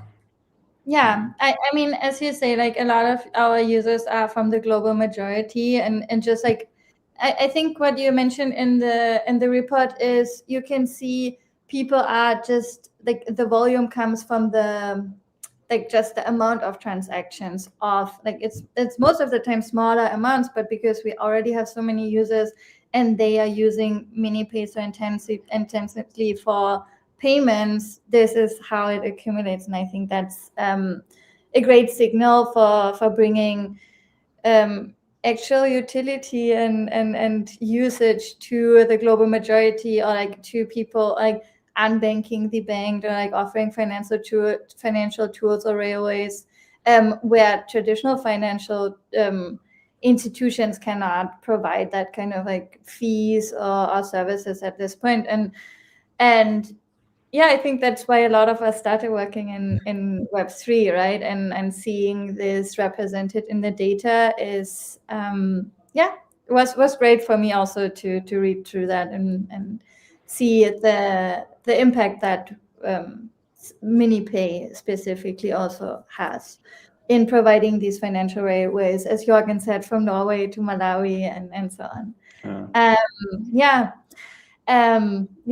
also love that you highlighted also these like features that are specific. I think also why MiniPay was possible so early, before people like other chains built the the paymasters and stablecoin infra, and kind of like the social logins with the phone numbers, like right, like it was able to start much earlier to onboard Web2 users. I think where a lot of ecosystems exploring that at this point now, and we could already collect like just build out our experience. And yeah, I think that's reflected in the numbers. Definitely also like a smart strategic move on your guys' end, right? To like think ahead back then, because I think we also have like one chart in the report where we showcase what percentage of transactions in an ecosystem touches stablecoins. So like we show Celo, Base, Ethereum mainnet, and Celo was like early on, the chart just like shot up, and like I think roughly 60, 70, 80% now, like 80% of all transactions on Celo touch in some way stablecoins. Either you directly send stablecoins or you swap stablecoins. And for most other ecosystems, it's like a slowly increasing chart. And they're roughly now maybe at 30, 40% of transactions touch stablecoins. But Celo, early on, knew stablecoins will be a thing. And stablecoins, there's a lot of demand for stablecoins, and like heavily leaning into it definitely paid off in terms of the usage that we see now. Yeah, no, I think a lot of that is the initial design of the chain architecture, right? With the transaction fees and stablecoin protocols. Yeah. So to close off, do you have any predictions for the next year of Celo as an L2 or like the Ethereum ecosystem as large from your data that you're looking at? Yeah. I don't have a prediction, but a recent trend that has been quite significant on Celo is definitely the Agentic ecosystem. So we track on Grow2Pi also the most top-rated AI services and agents. And just in the last 1 or 2 months, Celo has basically taken over the leaderboard. So now I think 4 out of the top 5 agentic services and agents in the Ethereum ecosystem are living natively on Celo. And I feel like that trend will probably continue significantly. And the great thing is now that all this stablecoin architecture is built out, right? All these on and off ramps, like why should you stop at humans having interacted with these stablecoin rails? I guess the next logical step is to just have AI agents using the same rails that humans do, but that might be just 10x the amount of people, who knows? So I think that's a very exciting area to look at from an angle of Celo. I agree. We had a hackathon project that was offering peer-to-peer lending for agents. And I think one of, I mean, as you mentioned with proving with self-connect the identity of people behind the wallet addresses from MiniPay, right? The same can happen for agents now on Celo, because we have self-agent ID. So now you can actually prove that like how many agents have been created by one ID if they are verified, and like add another layer of reputation. The winning project actually built something where they are using a lot of self-infrastructure using the notify. I'm not going to go into the depths of it, but basically you can, if you have your self-ID, you would have to get a new passport to change your self-ID. So any agent, if you would register agents for your specific identity connected to your self-ID, and one of them would be malicious, all the other agents would be flagged without kind of revealing your identity, but still it adds like, it's super interesting. It's an amazing project. Yeah. Agent Police. But yeah, I think that's an amazing usage, and also to prove that these agents are real agents that are doing real work, and yeah, so very exciting. Nice, exciting. Thank you so much for joining, and thank you so much for this amazing report. Yeah. Thank you for having us. Thank you, Elena. Yeah, great to see you again. Happy anniversary. Bye-bye. Thank you. Next up, I want to welcome Ben Jones, co-founder of Optimism, who is joined by Kate. And let me bring them on here. And Kate is our head of product and strategy and go-to-market. And today they will discuss the OP stack, the Superchain ecosystem, OP Succinct Lite, and much more. Welcome, Ben. Welcome, Kate. I will leave the stage to you. Thank you so much, Lena. I'm really excited to be here and really excited for this conversation. Happy Celo L2 1-year anniversary to all of those who celebrate. I think we got to say, Kate, I think we got to say happy birthday L2U. Ben, I knew this conversation was going to be great. I knew it. It's honestly kind of wild that today marks a full year since Celo's moved to Ethereum L2. And I truly don't think that there's a better person to like reflect on that journey with us than you, Ben. So welcome and thank you so much for joining us. Of course, all the congratulations, all the credit to you guys. I mean, it's kind of, yeah, I can't tell if a year feels like an eternity or like no time at all. Like in one hand, it doesn't feel like anywhere close to a year ago. On the other hand, I'm like, oh my God. Like both, honestly. Yeah, I truly think it feels like both. It feels like it was just yesterday, but also 100 years ago. And, you know, Optimism and the OP Labs team have been a part of this journey with us even longer than the transition. You guys were a part of the initial proposal for Celo to transition to an L2. And so I guess maybe to kick us off, like at that time, that felt like a pretty bold decision. From your perspective, why did that moment matter? Yeah, I mean, a lot of reasons. I think one of the like criticisms or like one of the things that this, you know, that maybe some of the haters would have gotten on about, especially at that time in L2 scaling, is that L2 was so very much in the zeitgeist and it felt like so much of a meme that I think there was like an essence of, or a portion of the market that kind of felt like people are moving to L2s because it's the meta, you know what I mean? It's just like the hot thing in everyone's brain. And so, you know, obviously we've been working on building L2s for many, many, many years. So it's not like we believe that this was all just hype. At the same time, it was a hugely validating moment to see a massive existing ecosystem like you guys making that transition and deciding that leap of you know, confidence back to Ethereum was worthwhile. So yeah, I don't know. I mean, there were obviously a lot of exciting things about that, but to me, one of the big ones was just the idea that Celo was an established ecosystem with like a bunch of awesome things already happening. It wasn't like you guys were trying to capture the L2 narrative to get ahead or like kick off from zero. You guys had a bunch of good stuff and you were identifying this as a, you know, as like a strategic improvement to the existing ecosystem as opposed to just trying to ride the wave, you know? So I don't know, to me, like that's what resonated. Obviously, like to me personally, like, you know, Celo, or you guys are some of the OGs out there of like, you know, proof of stake before it was cool and all of these things. So like that was just very personally cool as a fanboy. But in terms of the L2 validation, it was like amazing to see a real ecosystem coming and moving onto the OP stack and doing the Ethereum L2 return in a playbook that I think is going to keep being repeated. So yeah, I think that's a little bit about that. Absolutely. And now that we're a year in, what do you think Celo has actually proven since making that move? I mean, obviously you've just proven the feasibility, and it's not like, it's like the community is more vibrant than ever. The ecosystem is more alive and thriving forever. So like, it's beautiful to see that, you know, and some of these narratives around like, oh, if you're a serious team, you need to be an L1. It's like, clearly you guys are strong, you know, among the strongest proof points against that. So that's super cool.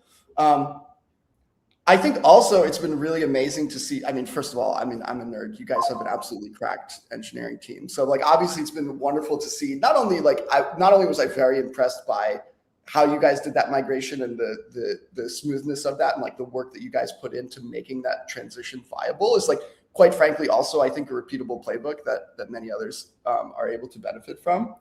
But also the speed with which you guys have been able to innovate on top. Like it was awesome to see you guys getting into the ZK world with the Succinct partnership and like being kind of like first movers, early adopters there.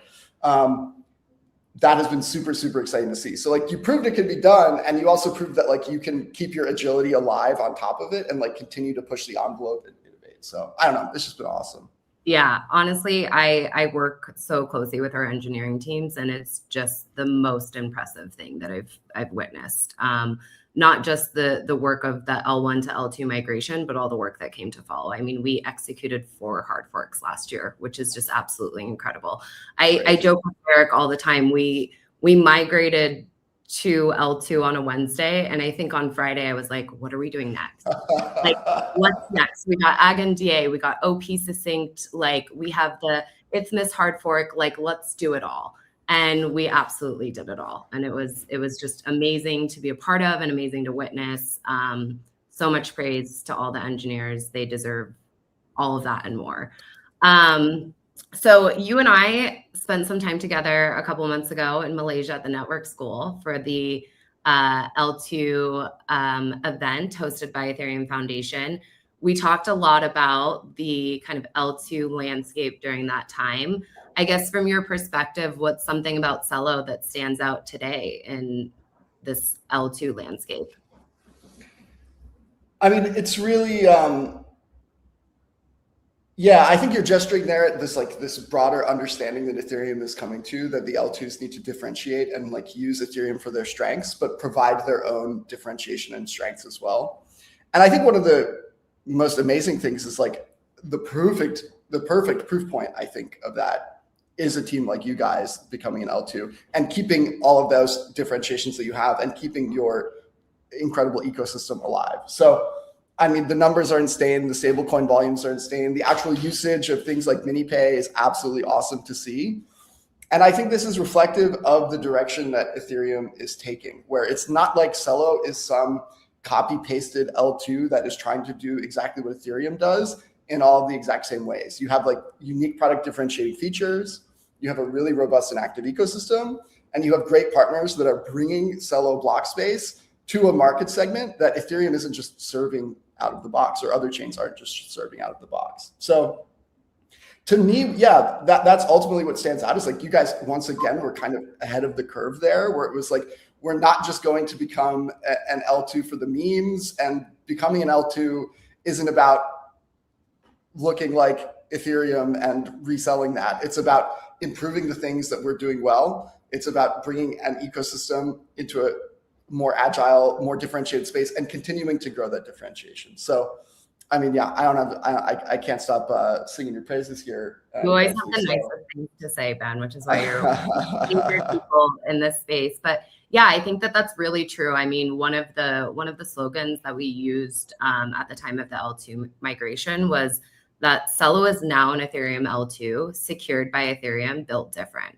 I mean, we've been built different from the start. We have, you know, a very specific user base that we're focused on, and we are, you know, building for. And I'm just really excited for how we continue to support that and do that.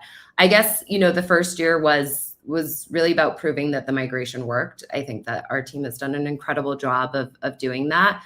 What do you think the next phase for Celo is really about? I mean, I think you guys need to be doubling down and going even harder on all these amazing metrics that you're winning on already, baby. Yes. You know, I think keeping that momentum going on the innovation side is huge. Like the fact that you guys were able to do 4 hard forks in your first year on like a new stack, transitioning from an L1 to L2. Wait, technically, we just did Jovian last week, so technically 5 for year 1. 5 in 365 days, baby. I can't do the math on how many days per fork that is, but it's a round number because they both end in 5. Yeah. Yeah. So what do I want to see you guys? I want to see you guys doubling down on all that. I'm also excited by some of these new initiatives. Like I know you have some interesting things going on with Nightfall. I hope I'm getting that name right. With like some of the kind of like permissioned privacy institutional adoption layers. And you know, I think obviously the most exciting thing is for you guys to double down on all the great user base that you have and expanding that and growing into those markets that you've been working out for so long now.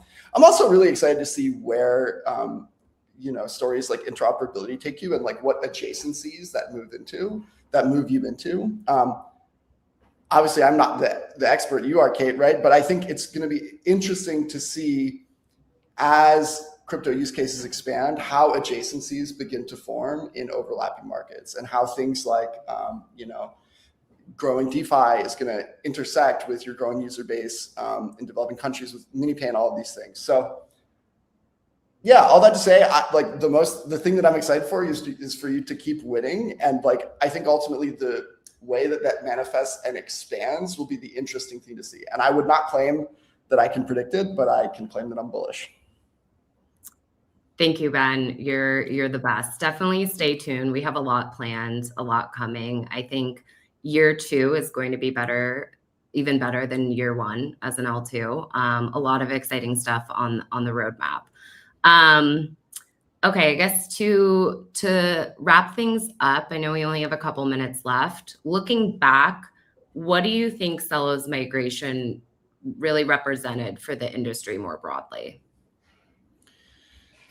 I mean, I think I've touched on this already, that I do really see it as a bit of a playbook that I expect others to follow suit on. And I think from the start of Celo's journey, you guys have been trendsetters in this way. Like, I mean, I even talked about this proof of stake. You guys were really in ZK, so many of these things. And I don't even mean ZK for the OP stack. I mean, like the provability, even when you were in L1, was like first and foremost on your guys' mind. You know, I think, obviously, we're not writing the history books yet. That's like why this is an exciting industry to be in and why it's like the time is ours to seize and so on and so forth. But to me, it's just a very clear proof point that Ethereum's ecosystem story is maturing, and the positive sum aspects of that story are really coming into focus. And I think Celo is such a good example of that positive sum kind of outcome, where you guys have this incredible community. You're able to reap the benefits of Ethereum, but you're able to push the boundaries beyond what Ethereum otherwise would do and bring it to new markets and bring new use cases on board in a way that's really, really powerful. And, you know, I think, I hope I'm not speaking out of line when I say that being an L2 probably will hopefully allow you to focus on those differentiators and those making those advancements more. Absolutely. You know what I mean? And so that kind of, you know, positive sum, like, also there's like a certain humility to it. Like, I feel like it required a first mover to be like, oh, to be an L2 does not mean that we're subservient or subordinate, or it doesn't mean that we've lost some of our charm. And I think you guys being able to kind of set that precedent and like put a stake in the ground and say, hey, being an L2 doesn't mean that we're lame. It doesn't mean that we're undifferentiated. It just means that there's a synergistic effect where we can get some of the benefits of Ethereum settlement out of it. To me, it's just a really powerful story. Absolutely. I think it was very intentional for us to want to like write the playbook here. You know, if you go on to the Celo forum and you go back to like every post that we ever made during this L1 to L2 migration, it really was like telling the story and writing the playbook in real time. Like nobody has ever done this before. Like we wrote the playbook as we were doing it. And it was just, again, really, really amazing thing to be a part of and to witness. And we were very lucky to have just great partners like Optimism and OP Labs throughout the process. So Ben, thank you so much for joining us and just for being such a great partner over the years. It really has been an incredible journey so far, and so excited for what's ahead. Celo writing the playbook in real time. Of course, Kate. Well, I really appreciate you having me. And yeah, like I said, I can't believe that we are at the 1 year mark. It feels like it's been a decade and only a month right at the same time. So yeah, we're cheering for you guys. Congratulations. And yeah, have a great one. Enjoy the festivities. Thanks, Ben. Thank you so much. Thanks. Take care, y'all. That was epic. Thank you so much, Kate and Ben. That was so fun and such a good way to celebrate the happy birthday. And I'm excited to bring Merrick back to the stage, who's now going to have a conversation with Leland. Welcome to the stage from Succinct team, who's going to share more about OP Succinct Lite and ZK fault proofs. Welcome both to the stage, and happy to kick it off. Perfect. Sounds good. Welcome, Leland. It's so good to have you here. Thank you so much for joining us. It's always a pleasure. Yeah, wow.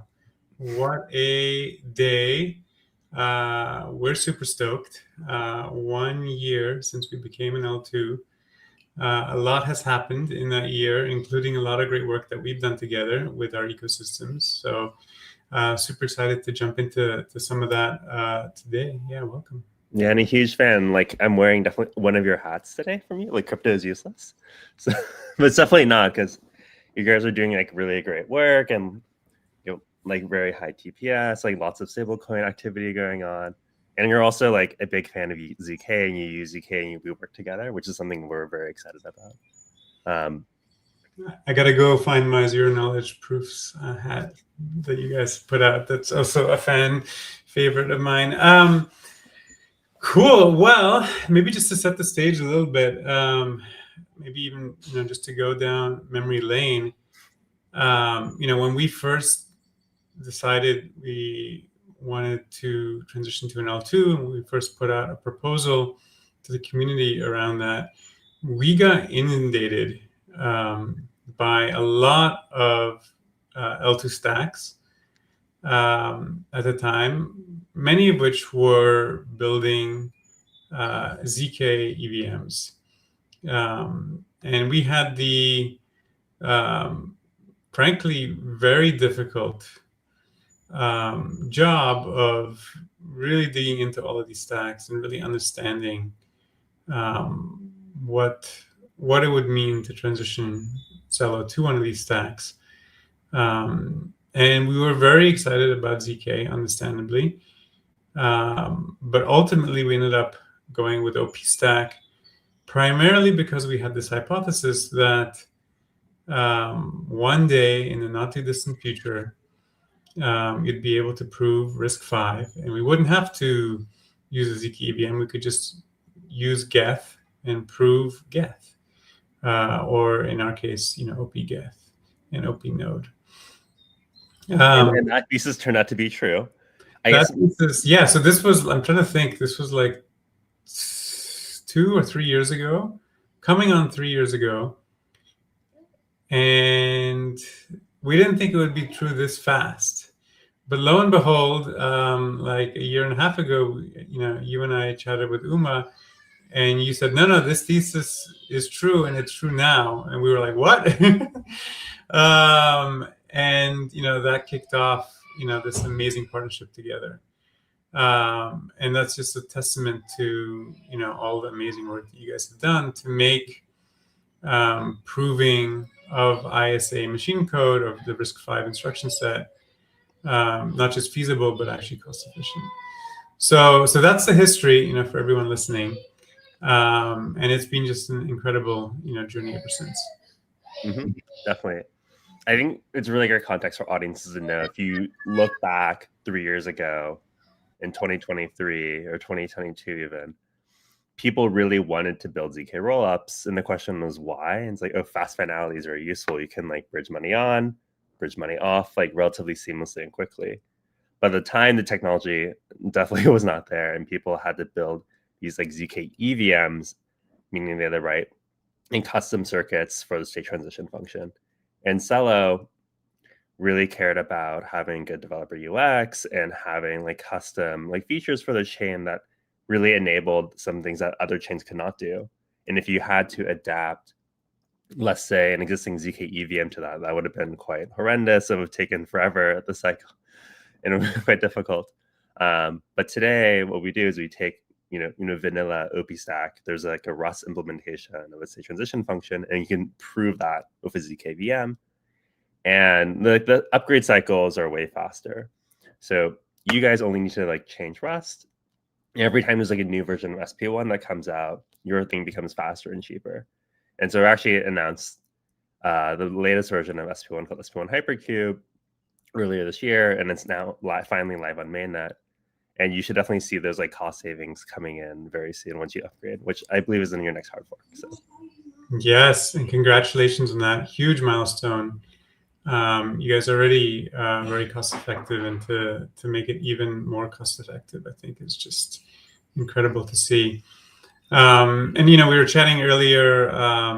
Ben and Kate were chatting earlier about all the incredible work that has happened since Celo became an L2, 4 hard forks. One of which was one that we did together. You mentioned using a Rust client, so that was a big engineering effort on our side. We had to port Celo to Rust, because up until now we only had a Geth or a Go-based implementation. But we were able to do that, and we were able to work with you guys to launch the Celo hard fork, which included OP Succinct Lite. I believe we were the first ZK fault-proof team that you guys worked with. So woo, that's pretty exciting. And since then, since December, we've been running basically like a stage 1 L2 with ZK fault proofs, protecting people's funds in the chain. So super pumped about that. Yeah, what does Celo being the first to adopt OP Succinct Lite mean to you guys? Yeah, I think for us, like, I think it just means that you guys are on the cutting edge and you guys care a lot about integrating like the latest and greatest. And so for us, like, we're really excited because we were initially focusing very heavily on like full validity proving, but there's a whole set of customers who are interested in like having like fault proofs, and we were finally able to really kind of harden our system by working with you. And we're like, oh, like, let's like, we need to get it done. And hopefully like, you guys are definitely a case study for other chains to also adopt ZK fault proofs. A question I have for you is like now that you've adopted ZK fault proofs, do you expect or plan to change your like finality times your finality window? Because originally it was 7 days, and I remember there was talk of like slightly reducing it potentially. Yes, we're very eager to lower it. The current plan is to lower it to kind of the 3-day time period. Yeah, we're stoked about that, but realistically, like, we want to get it down to minutes. And so I think that's where Hypercube is really interesting, and the prospect of doing full validity proofs is really interesting, because then we can prove every block on Ethereum, or construct proofs with you guys, and then have those proofs be verified on Ethereum. And so there's no need to wait for someone to challenge the proposer. The proof is already on chain, and any transfer from Celo to Ethereum or Celo to any other L2 in the Ethereum ecosystem, will hopefully happen, within like a small amount of minutes. Maybe even less. And I think that brings me to, well, I guess there's two things here that maybe are good to kind of touch upon. One is Hypercube. You mentioned Hypercube.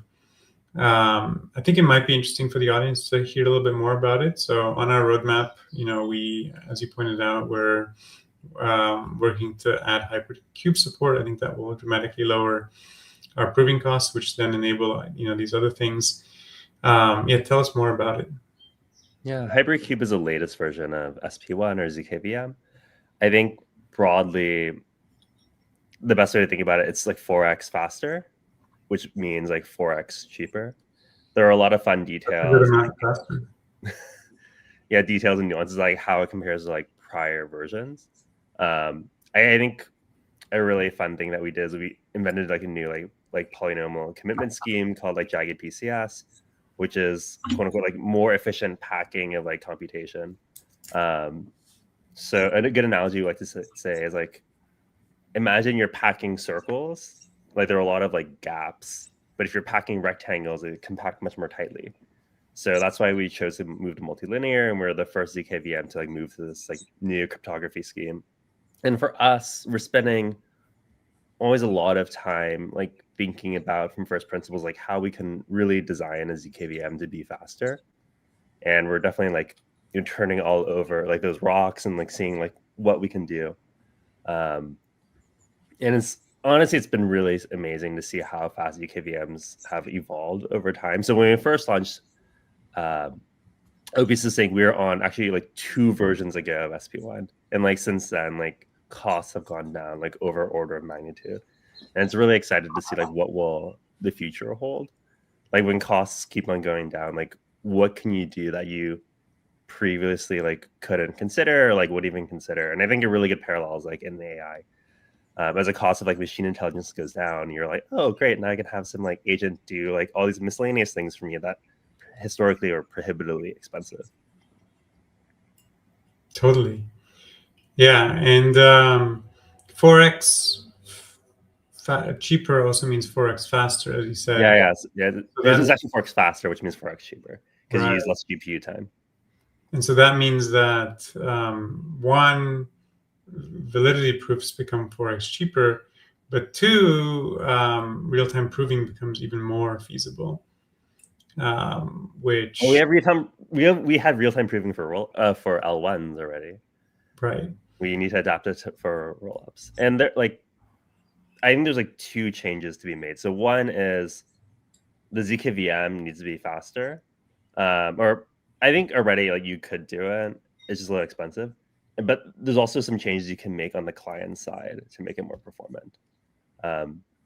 So some like fun experimentation like we've done is on ETH proofs, which is real-time proving of Ethereum. People have been mostly using like the ETH Rust client, but we decided to use like Zilkworm, which is Aragon's, I believe, like C++. I should double check this, but Aragon has another client called Zilkworm, and it was actually like 2x or maybe 2 or 3x faster than Ref because it was designed from first principles with ZK in mind. So you can imagine if you were to like redesign the OP stack with ZK in mind, like how much faster would it be?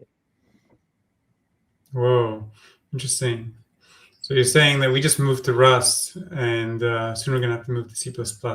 All right.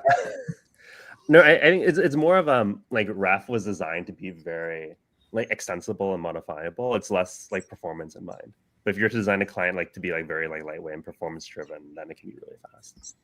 Yeah, no, it's really cool, and yes, and all of this is ultimately why we're so excited about working with you is to enable real-time proving. Our whole thesis behind becoming L2 was that we wanted to be able to interoperate with very high security with the rest of the Ethereum ecosystem, including all other L2s in Ethereum, and us working together to launch ZK fault proofs is really just the beginning of this long journey to get to this real-time proving world where we'll have kind of the synchronous composability. So we're super excited about that.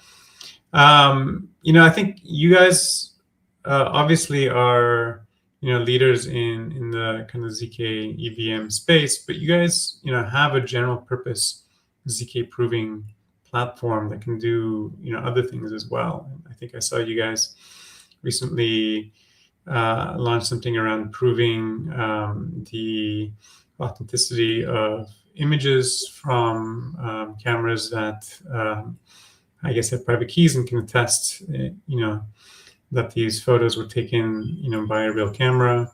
So in a world with a lot of AI slop, like this is pretty amazing.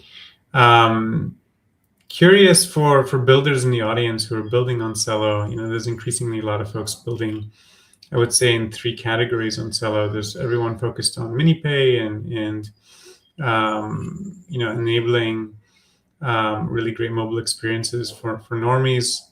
There's the whole on-chain effects thing that's taking off on Celo, billions of dollars worth of stablecoin volume swaps every month now. And more recently, there's also agentic economy kind of commerce happening on Celo. As we heard from the Grow the Pie folks earlier, there's increasingly just a greater and greater share of that kind of activity that's happening in Ethereum, like is now happening on Celo. I think like a very big share now is now happening on Celo. So for builders, in these 3 spaces, or honestly, in any space, what can they do together with you guys? Mm-hmm. Actually, I think the latter category is the most interesting. So in agentic finance, like oftentimes, or generally you've delegated some third party to make shopping purchases on behalf of yourself. But then how do you set up like robust rules around like access controls or how much they can spend, or like, do you actually authorize this purchase, or are they like doing this on their own? And we've seen like interesting experiments from like actually World, where they have a standard where you can do some authentication. You can basically prove to the seller that like, oh, this agent is working on behalf of X person, and they like physically authorize this trade or authorize this purchase. And we're thinking about very similar things, like how can we like preserve identity, like an on-chain environment, like prove that you're like a real human, authenticate that like, oh, I agreed to this purchase or agreed to like XYZ. And maybe that ties into the authenticated camera app that we're working on, where you can take like, verifiable real photos. And we're just exploring. It's very early, but high hopes. Really cool. Any final thoughts for the Celo ecosystem? Wait, Merrick, where's your shirt from? Are those a bunch of stickers, or are those like? This is from Jolly Good Celo. I believe it's .xyz, maybe .com. Phil Fogel and Anna Stone created a side project. These are two, Celorians in our ecosystem that are building great things. They created a swag store, and the whole premise behind this is that you can get your logo added to the shirt if you buy their NFT. So if you guys, that's really clever. It's just like buying it, like what was like buying an inch or buying a pixel, or like, yeah, that's really good. Yeah, so check out jellygoodcelo.xyz. Okay. Thank you so much, Marek and Dylan. That was super interesting, and I will make sure to forward all of the builder advice. And thank you so much. And I will bring on now Jill and Kate. Kate, you already met, and Jill, we already talked about the hard fork party, as we had Vitalik again here, and we also have Jill, who was a key first-hand supporter of that announcement, and also key infra partner. Hi, Jill, welcome. Hi, it's so good to be here. Yeah, I can't believe the party was 1 year ago. I remember it was an amazing night, and it felt like Ethereum was so back, and it felt like San Francisco, which is my home, is so back, and just amazing energy. So great to be able to replicate that online today. Thank you so much, Lena. And thank you, Jill, for being here. I'm so excited for this next conversation. I think we spent a lot of time today reflecting on how Celo's first year as an Ethereum L2 kind of went and was going. And now I'm really excited to look ahead for what is coming next. So I'm joined here with Jill from Espresso, who's been a really incredible partner as we look and think about this next phase of L2 and the user experience. So Jill, thank you again so much for joining. Thank you. I actually do want to start with something fun.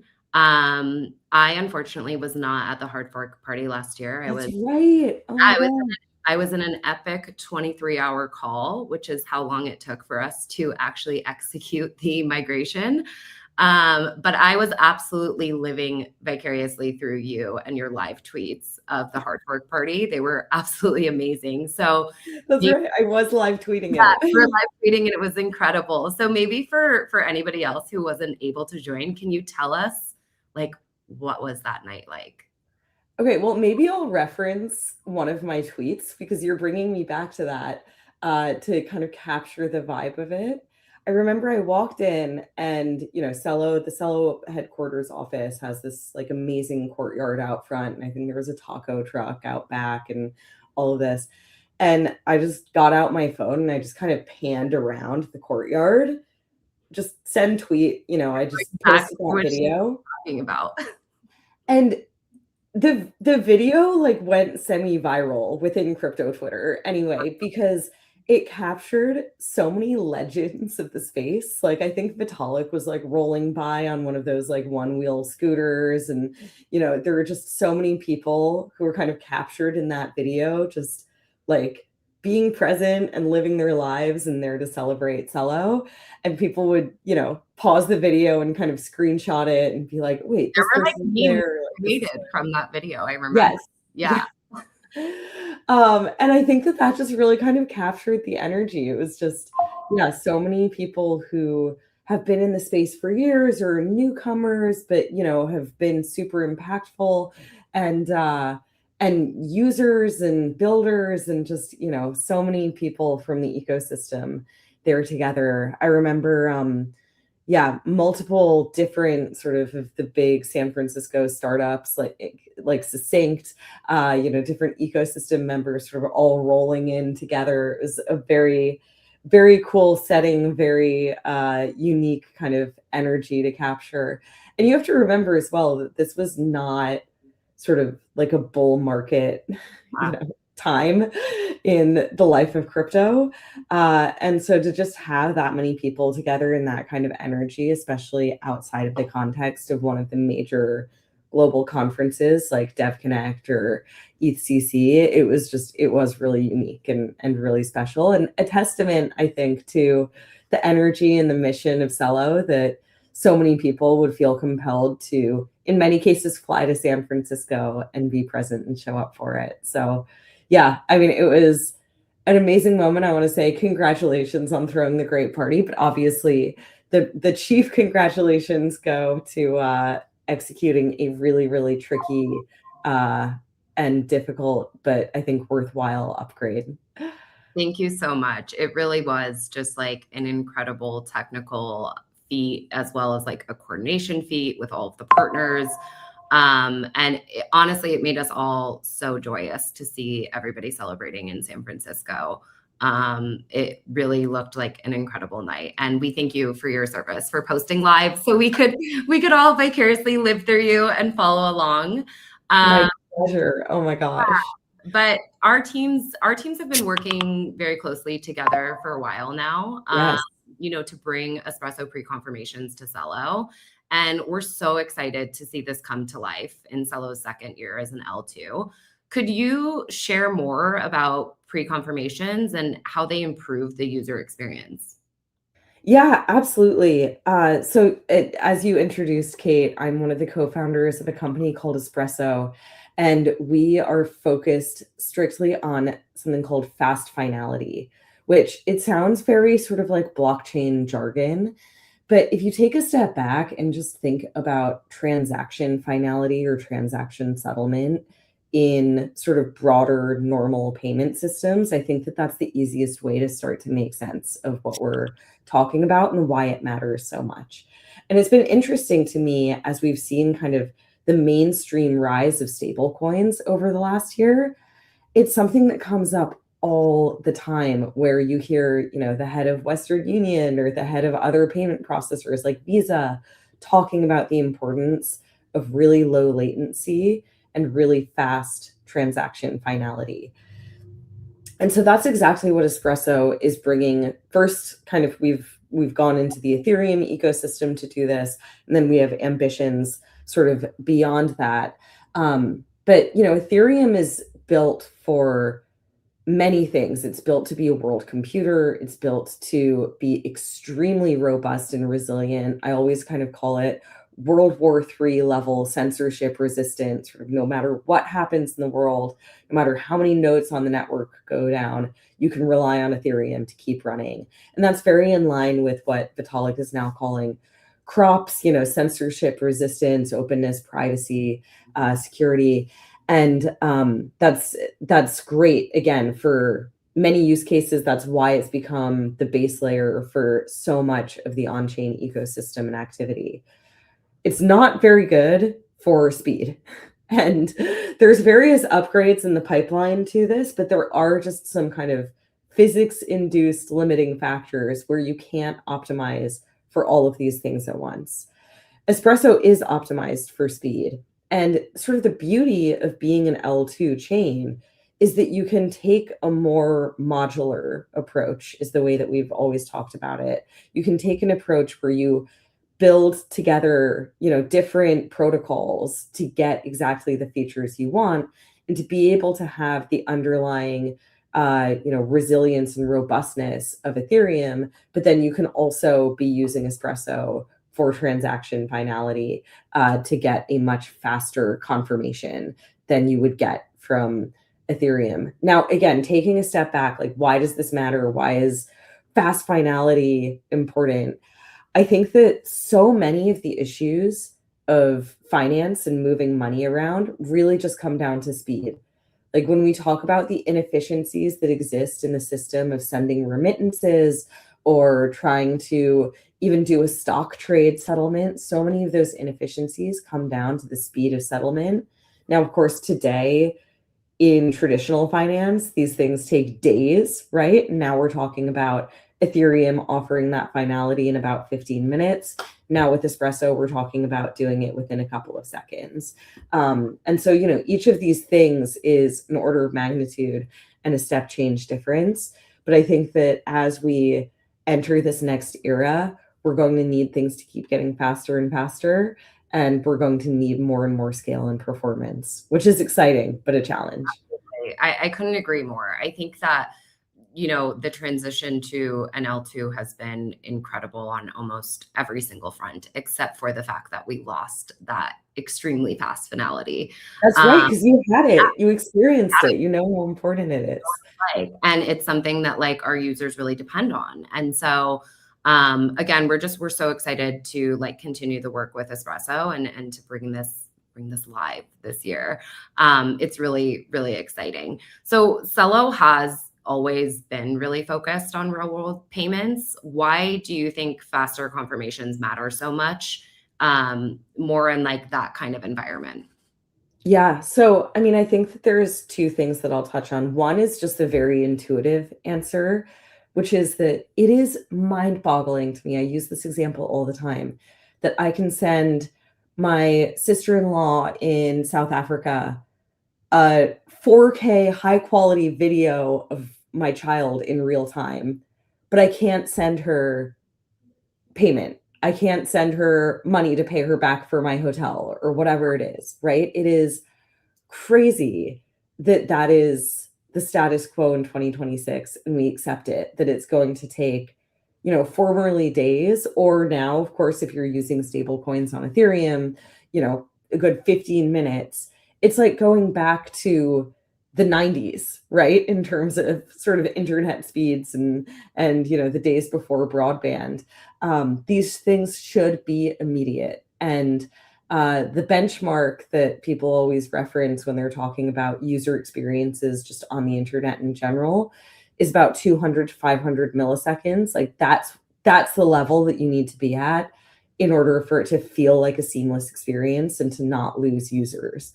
And that's the level that I think we need to get to with payments.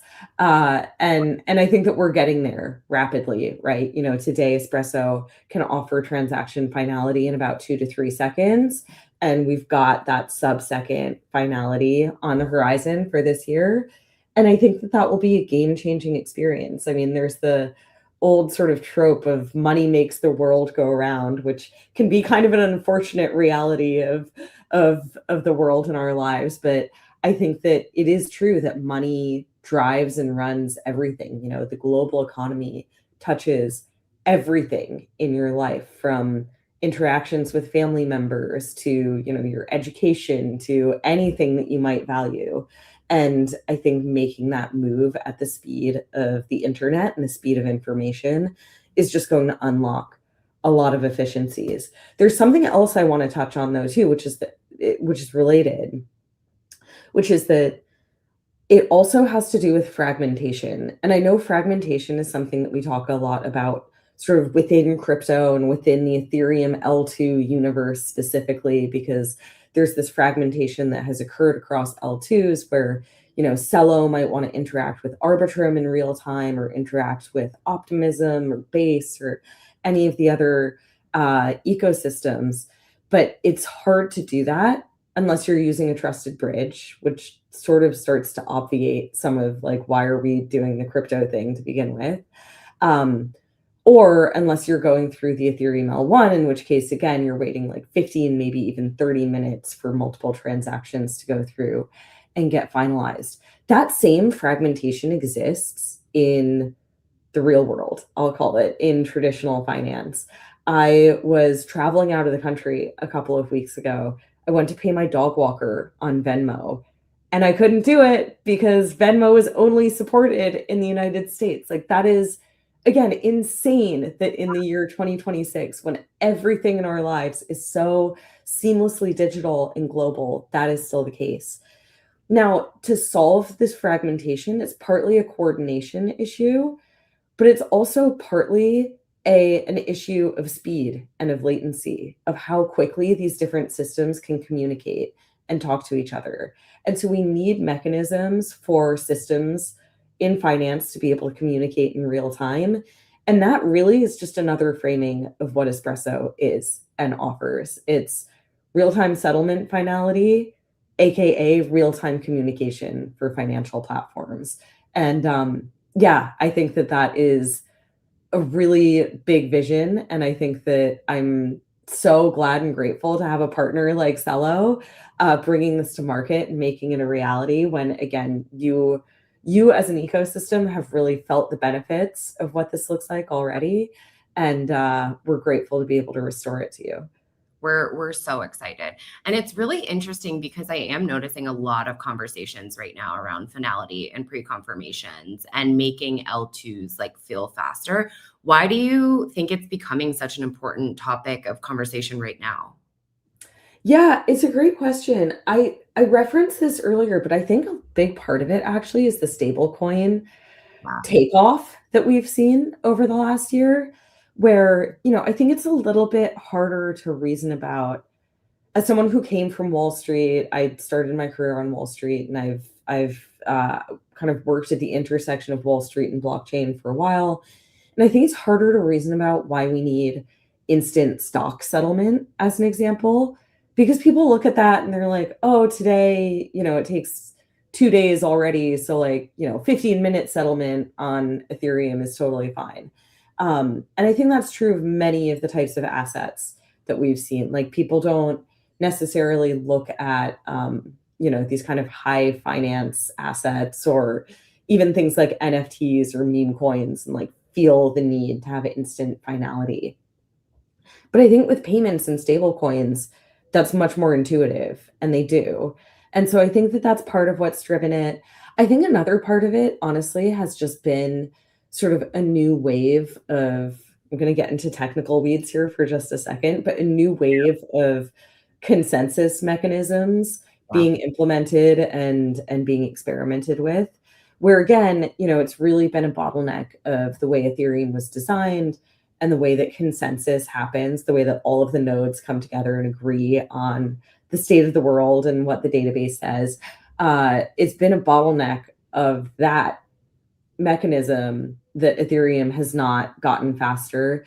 And, you know, Espresso has implemented a new consensus mechanism from scratch that can be much, much faster. Again, you know, today on the order of seconds, soon in milliseconds. You know, we've seen other L1s come about that have these faster consensus mechanisms as well. Things like Monad.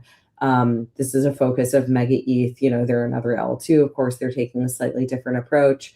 Again, even Celo, you know, had it and gave it up in order to rejoin the Ethereum ecosystem, which I think is totally the right call.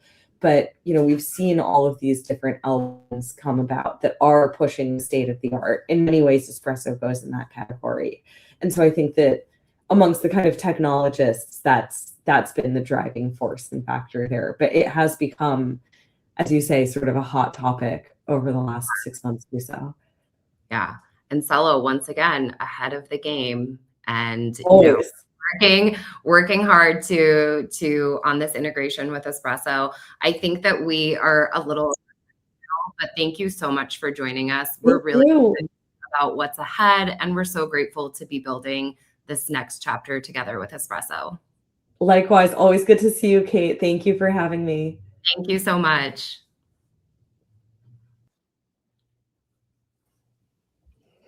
Thank you so much, both Kate and Jill. That was awesome, this conversation. And that's actually a perfect segue. Jill brought up stablecoins and the rise of stablecoins. And Celo, being the home of stablecoins, has 12 plus native stablecoins with Mento tracking things from US dollar to euro to Japanese yen, Canadian cedi, and many more, and is bringing accessible and affordable foreign exchange to users worldwide.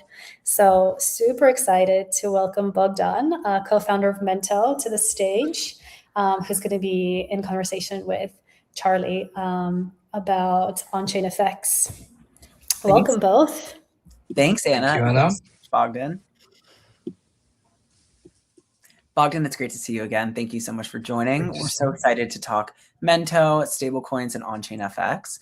I'm sure so many of the listeners and viewers here today are already familiar with Mento as sort of a core part of the Celo ecosystem from the beginning. But for those that maybe aren't, would you mind starting by just sharing Mento and Mento's journey? Yeah, happy to. So yeah, Mento started as a core part of Celo back in 2018, I guess, when everything started. We were building the stable token issuance protocol on Celo.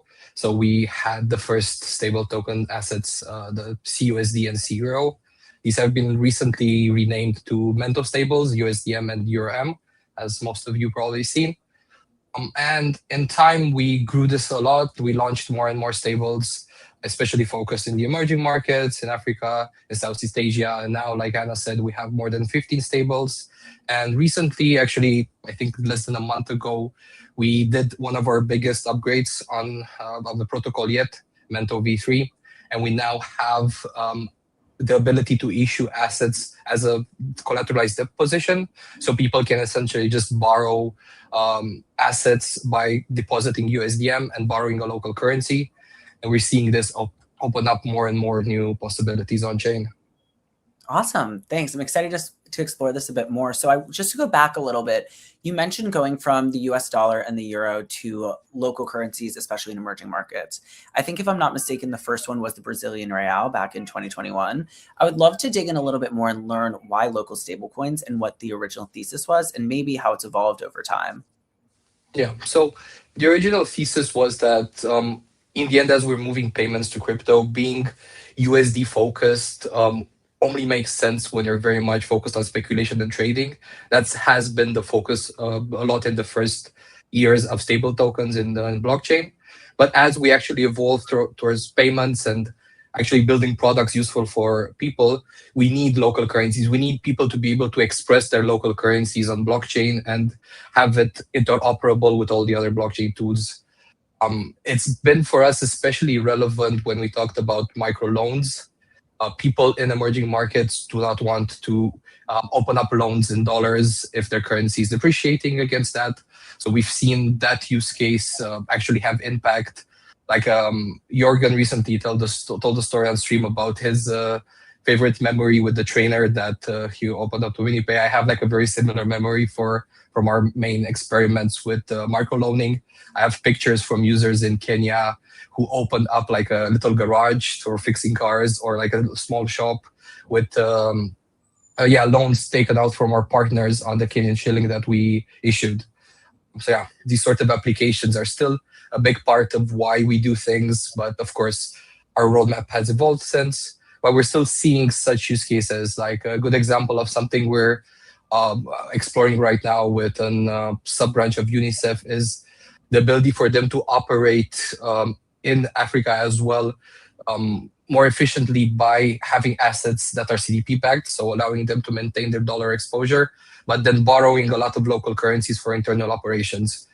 So yeah, that's still a big part of our DNA. That's amazing. And so going into the CDP backed architectural shift, could you tell us a little bit more about that and specifically about the introduction of this fixed price market maker?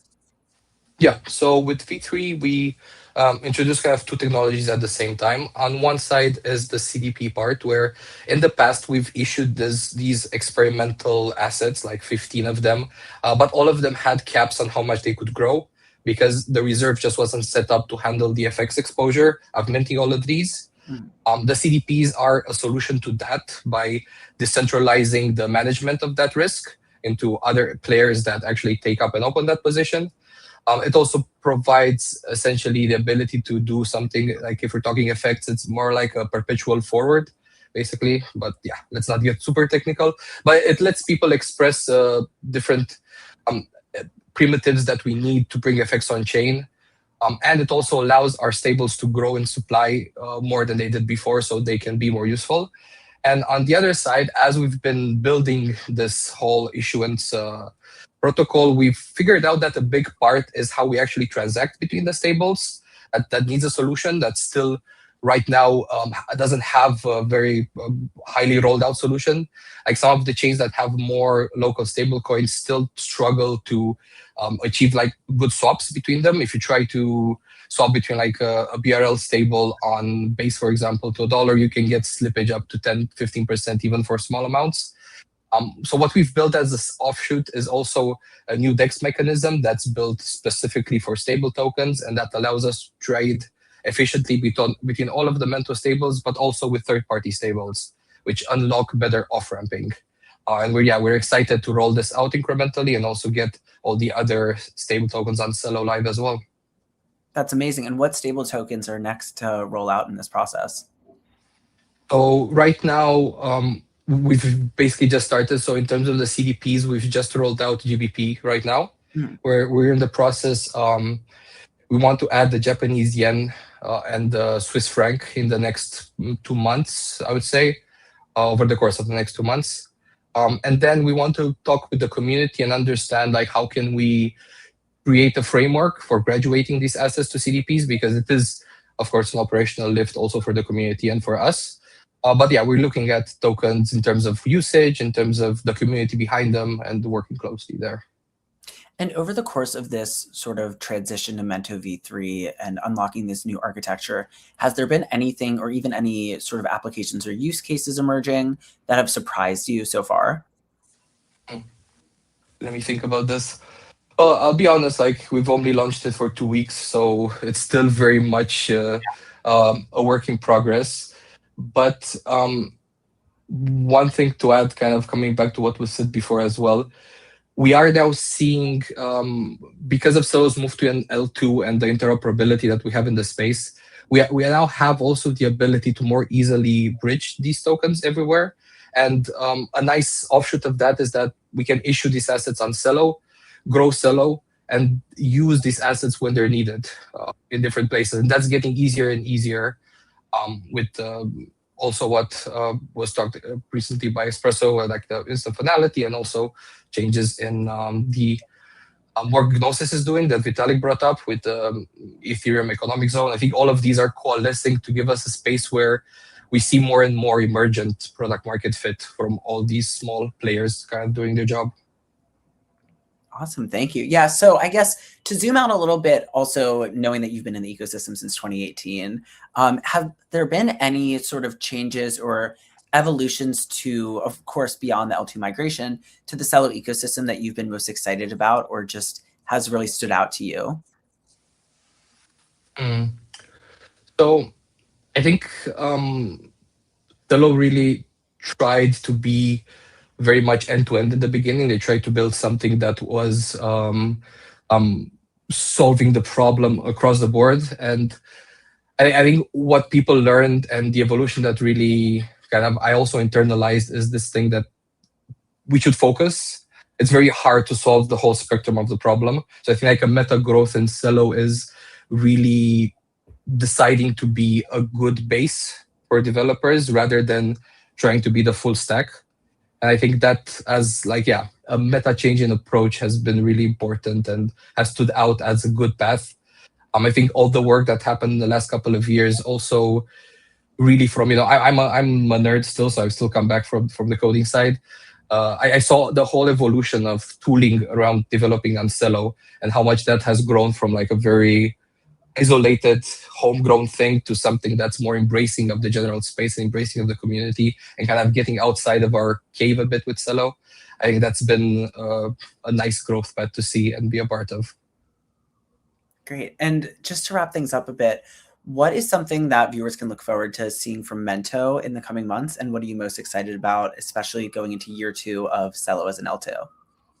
Yeah, so I'm actually most excited about the new class of stable tokens that are coming online now. I feel like a lot of issuers have appeared in the space in the last year and are coming to market with new stables. Some of these are also planned to come to Celo. I think like what we built at Mento with the CDP assets, these are one class of stables that will always be hard to reach the end mile. Like off-ramping will always be a bit of a challenge for these assets compared to, for example, a Circle-like asset where that's built by a team that's local to a geo and has proper banking rails and everything put in place. But I do believe strongly that there's a space for all of these on chain. But having that last mile is actually what allows us to really connect payment flows and see more real world usage.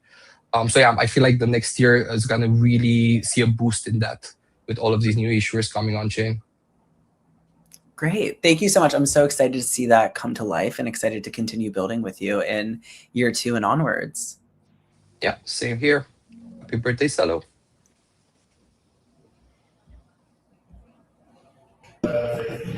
Amazing. Thank you guys for such a awesome chat about Homo stablecoins to wrap us up here for this celebration. And we're going to the very end of our live stream today. Woohoo, Lena, welcome back. How are you feeling now after this? There's so many guests. You're muted. It was incredible. I think sometimes we work so hard and we like have our heads so deep in the work that it feels like we're just running after something, and having this review of the whole last year and seeing what we achieved. And I would say we can say a huge shout out and thank you to like the whole Celo engineering team, to the whole Celo community growth team. Like I think we can be very proud of what we achieved and look back and I think when we launched as an L2, we said we are coming home to Ethereum, and I think all of these talks really highlighted how we are kind of like aligning and becoming part of the Ethereum's ecosystem, with running at the forefront of innovation when it comes to L2, ZK, and so I think it was very amazing to see all of that compromise in 2.5 hours. And that was awesome. I mean, one of my favorite parts was when Kate was saying, like, we basically wrote the playbook, as we were going through this transition. So that was a huge milestone, and just super proud of the whole team and the whole community and all of the partners. I mean, you can see, I think this live stream is a huge testament to how many people it took to get to where we are today, and how many people have been part in some way of this epic transition. I think to close us off, excited about the next year. You saw some sneak peeks into what you might look forward to, but I think we're just super excited about everything to come in the Celo ecosystem, from agentic work to stablecoins, to all of the technical innovation that everybody has talked about. Happy Celo L2 anniversary. Happy Celo L2 anniversary. Yay. Thanks, everyone. Yay, we did it.